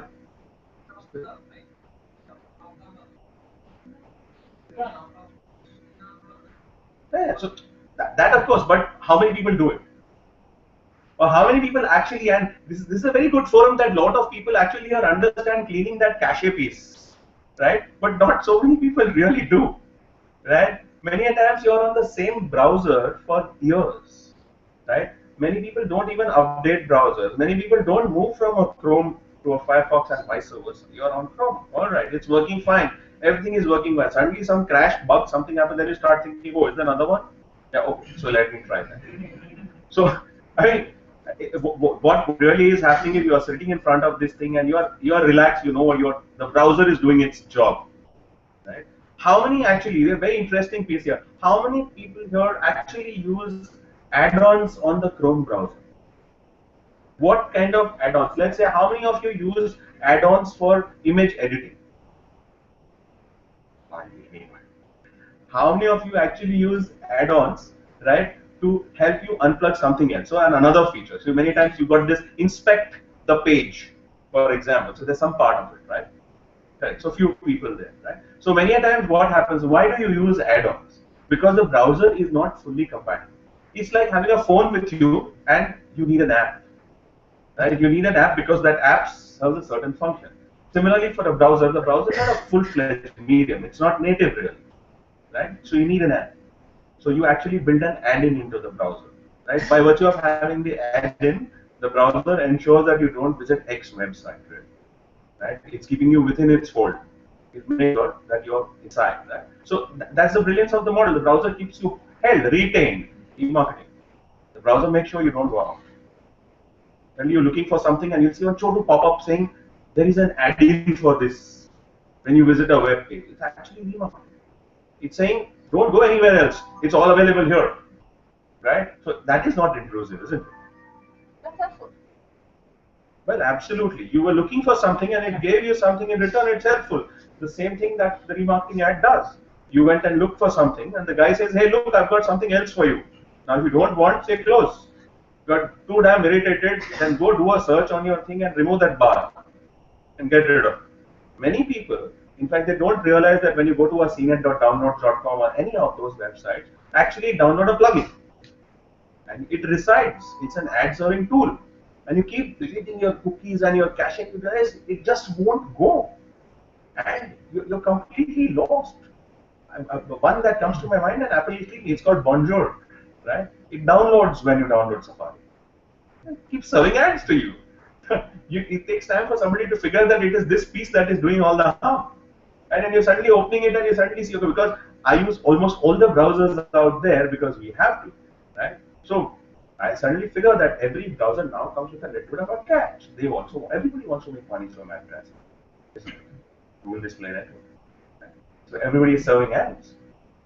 Right? So the targeting piece. All right. So the last bit that you're talking about there is geo-targeting or language-based targeting, right? So coming to the geo-targeting bit, you of course can naturally target states and cities in Google now, right? It's given as part of the console, so you can decide to do a Mumbai or a Pune or a Patna or a Lucknow, or you can go, state-wise and you can do states, right? Or you can do clusters. So you want to do Delhi plus 25 miles. Yes. So there's a little tool called as radius targeting, and you can do that. For each campaign, you can have a different targeting setup, right? So you can say that this creative will go only in this geolocation to be shown to these kind of guys. So that's how it will work. All right. So you can do, and you can do regional. Right? You need to be really smart to do regional, saying that all right, I'm in Vile-Parle and I'm looking at Vile-Parle plus 10 miles. Right? That's actually possible. Yeah? Doesn't really work brilliantly well. But I'm sure, knowing Google, it's going to tell you that you can target Vile-Parle as well. So you'll probably be able to do that as well. Cardboard Express. Yeah. So there's a lot of changes happening actually. Some of them, lots of times what happens is people fall back because they don't update themselves. One of the key reasons why the whole GBG concept, right, is to come out and update also, right? So it's information. So if you want to really be heads up with your campaigns on AdWords and everything, you really have to study. It's a daily process, right? You go and keep visiting sites. Google keeps sending you. Yes.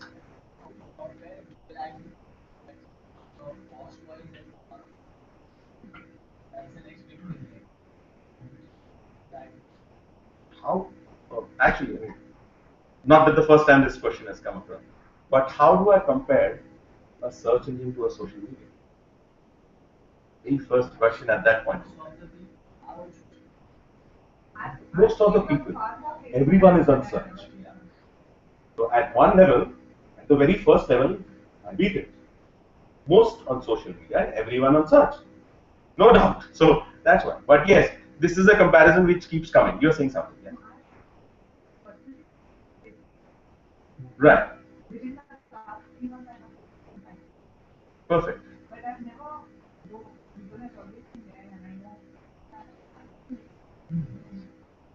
Right. Do you recollect the last ad that you clicked on Facebook? Do you recollect the last ad that you clicked on Google? Precisely. So, isn't it very interesting to know that only you clicked on the ad when it was served to you based on some parameters of audience targeting or contextual targeting? Served your purpose, done. Right? So, to answer this question, both mediums actually do the same job, except for the fact that Google has a little bit of an edge because it can serve an ad when somebody is looking for something and not when somebody is just around. That's a big plus, right? Yes, I can chase you with a Google Display Network ad on remarketing on Facebook also. All right. So there's nothing that really. I mean, if I decide to hook up a simple little other external tool, then I'll also be with you on Facebook. No, the DSP is open. Yeah. So it's really, I mean, it's interesting. But yes, to come back to your core question, right? At this point in time, I wouldn't say they're comparable. Very simply put, not comparable at all, because there is a purpose to be on search for you and me, right? And there is a different purpose for us to be on social media. I call it the environment, right? So you cannot compare two environments, and therefore you cannot compare pricing of the two environments, because I may or may not click on an ad which is on display or on Facebook. I will click on ads on search because I came to look for something. I'm very focused. I did it because I want to, right? So if, for example, though of course, I'm a newbie, right, and I want to learn digital marketing, the first thing I do is I start searching for it, right? And probably I find one school which is advertising about digital marketing, and I will also click on it. And I'll probably bookmark it saying that let me gather some knowledge first, and then I'll probably enroll for this course as well. That works. Right? Same way remarketing. So I know a student came and clicked on my school ad. Now I've got a prospect. This guy was interested. Before he goes off to somewhere else, I'd say, hey, campaign manager, remarketing shuru kar do. Right? I see a lot of people coming, but conversions are low. I'm sure people are interested. They're deferring their decisions. And this deferment of decisions actually what leads to remarketing. I want to make sure that though you have deferred your decision, right, I don't lose you. Because you will forget me. Simply because, right, you saw too many options in front of you. So I need to keep ensuring that you see me. This see doesn't work in text ads, right? So that's the challenge there. You can't have all text ads talking brand name in the headline. Obviously, you know, most people think contextually. They'll auto tag in most cases. You have search happening, and suddenly bang, the headline is also the same thing. Wow, this is the ad I want to click on. That's why you do it. It's human nature. You click on the most relevant thing that you see in front of you. As simple as that. So why would you not use remarketing? It is simply trying to chase you to make sure that you came for a purpose. And I'm able to serve you, of course. So there are ifs and buts here. So many times we feel remarketing ads are not run properly because of the same ad that keeps chasing you, which is not the way remarketing should be done. Right? It's because already I have exposed you to some part of my brand or product or some kind of company. Yes. So when you're thinking about remarketing, you need to think about environment. Right? So you also need to understand that you just can't keep chasing a person with one ad. Then, yes, intrusive. Then you start getting this feeling that this is intruding. But can a creative help? Then the answer is yes. A creative can help. A creative can suddenly be blue with a nice little text on it and then become gray and say something else. It could be the same thing. Yes. Come to think of it that you were searching for a beach on TripAdvisor. I serve you ads about beaches, not one, but various different beaches. I don't think in most cases you're going to find this intrusive. Because you decided that you wanted to look up a beach, isn't it? So I'm actually helping you figure out life. So wherever you're going on a travel page, I'm giving you another beach. So please book. Yeah? Or at the second level, you came to my website and you didn't book a hotel room. Right? I start looking at data and I say, all right, I went from the home page to the destination page to the hotel page to the suites page in terms of what are the features and facilities, right? Then I clicked on book and I exited. The only reason could be price and nothing else. Then I should not be serving you an ad which is selling my hotel. I should be serving you an ad which gives you a 25% off. That's doable. But in most cases, what people do, and this is very natural phenomenon out there in the market, is that organizations do not realize the value of investing in creatives. So you have one ad made, अच्छा उसी को थोड़ा सा ऐसा कर दीजिए तो काम हो जाएगा. Or why make 10 different creatives? This is way too much, right? One will do the job. This is what we want to communicate, and therefore the impact of the campaign, or let's put it in most perspective, the ROI will drop. Right? You will not be able to make the most of it. It is a task. Some of you might feel, oh God, this is too deep now. We have to remember all this. That's what campaign managers are supposed to do. Advertising was never easy. It was never meant to be. It's got lots of stuff around it, and that is why there is expertise, and that is why there are agencies. Right? Otherwise, everybody would be sitting home and running the same thing. So if clients had all the bandwidth to do all this, nobody of us would exist. It's because we are helping you save time and make your own money. That's why the whole business works. Right? So remarketing, in a sense, can become a brilliant tool. Actually, it's got some phenomenal aspects to it when you start thinking about it. And I would suggest that any of you who's interested in remarketing must read about it. Yeah. So, and then you should also look at some case studies. There are tons of them, and you'll certainly enjoy that. So those are 4. Okay. Now there's some other interesting bits which quickly, right? So yes. From your experience on this marketing get from keyword to the geo-targeting, which one has worked best so far across the campaign industry that you do? Let's look at first the most mandatory amount of kind of targeting is geo-targeting. Any campaign that you run, the first button you are going to end up clicking is geography. Yeah, so you're going to end up doing. So you will not be able to run you will not, and you should not run a campaign not knowing which geography works best for you. So you will have to run a campaign which runs across multiple geographies, gather data and see, all right, Maharashtra is working best for me. Maybe I need to create 10 campaigns for Maharashtra and target 10 cities in Maharashtra and see which one works for me. So I filter down to 5 cities and then I say, these are working for me, all right, great. Knock off everything. So geo-targeting will always be there as something which you will use. You will not be able to avoid that. Now, all the other formats will largely depend on a budget. Number 1. The big number is the budget. That will drive all targeting. So unless you suddenly wake up one day and say, oh, open budget, and the agent, nobody's better happy than the agency saying, button daba do, get going with the campaign. Right? So the budget will actually help you define what you want to target. And if a smart campaign manager is given a budget, he should be able to tell you for what geography, for what kind of targeting will that budget last the whole day. The objective is to last the whole day. You want to be present 16 hours of the day online. Right? How do you do that? That is the real challenge for running any campaign actually, right? Or you will be running campaign and see this little thing that's called limited by budget, and all the time you will have this popping up, limited by budget, right? 4 baje budget khatam, campaign off, competitors are done, right? So some add-ons here that really come to your aid there, right? So you can choose. So if you look at second option here, ad schedule. Choose to be present in certain parts of it. Is it better to rotate ads frequently throughout the whole day, or But there's an auto option already present, right? So Google decides which ad works the best and starts showing that ad the most, right? And obviously, it is necessary to have different ads because different ads work differently on different content pages, right? And you need to figure out over time which ad works the best and replicate that exposure and see if that works best again. And then, so obviously your first set of 10 ads is going to be all different 10 ads. Something will not work at all. Then you know it's not working. Something will work, all right, so you tweak that. Something will work the best, you replicate that. Yes. How is the experience of remarketing? What kind of campaign was it? Like, let's help everybody understand.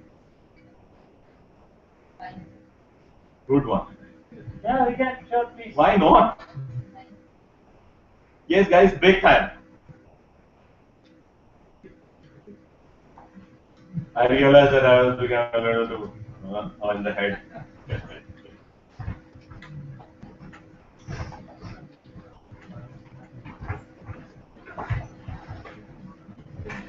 Okay, those who don't want to go on the break and go to serious bank. Yes. Cardboard.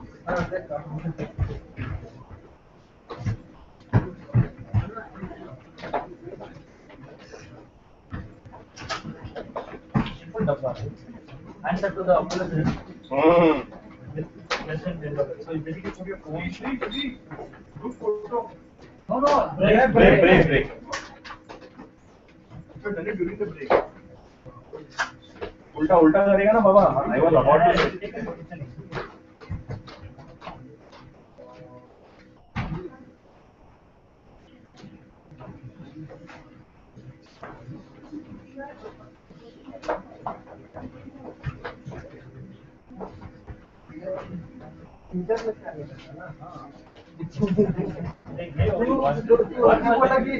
$100, $50. Yeah, only one. It was also so difficult.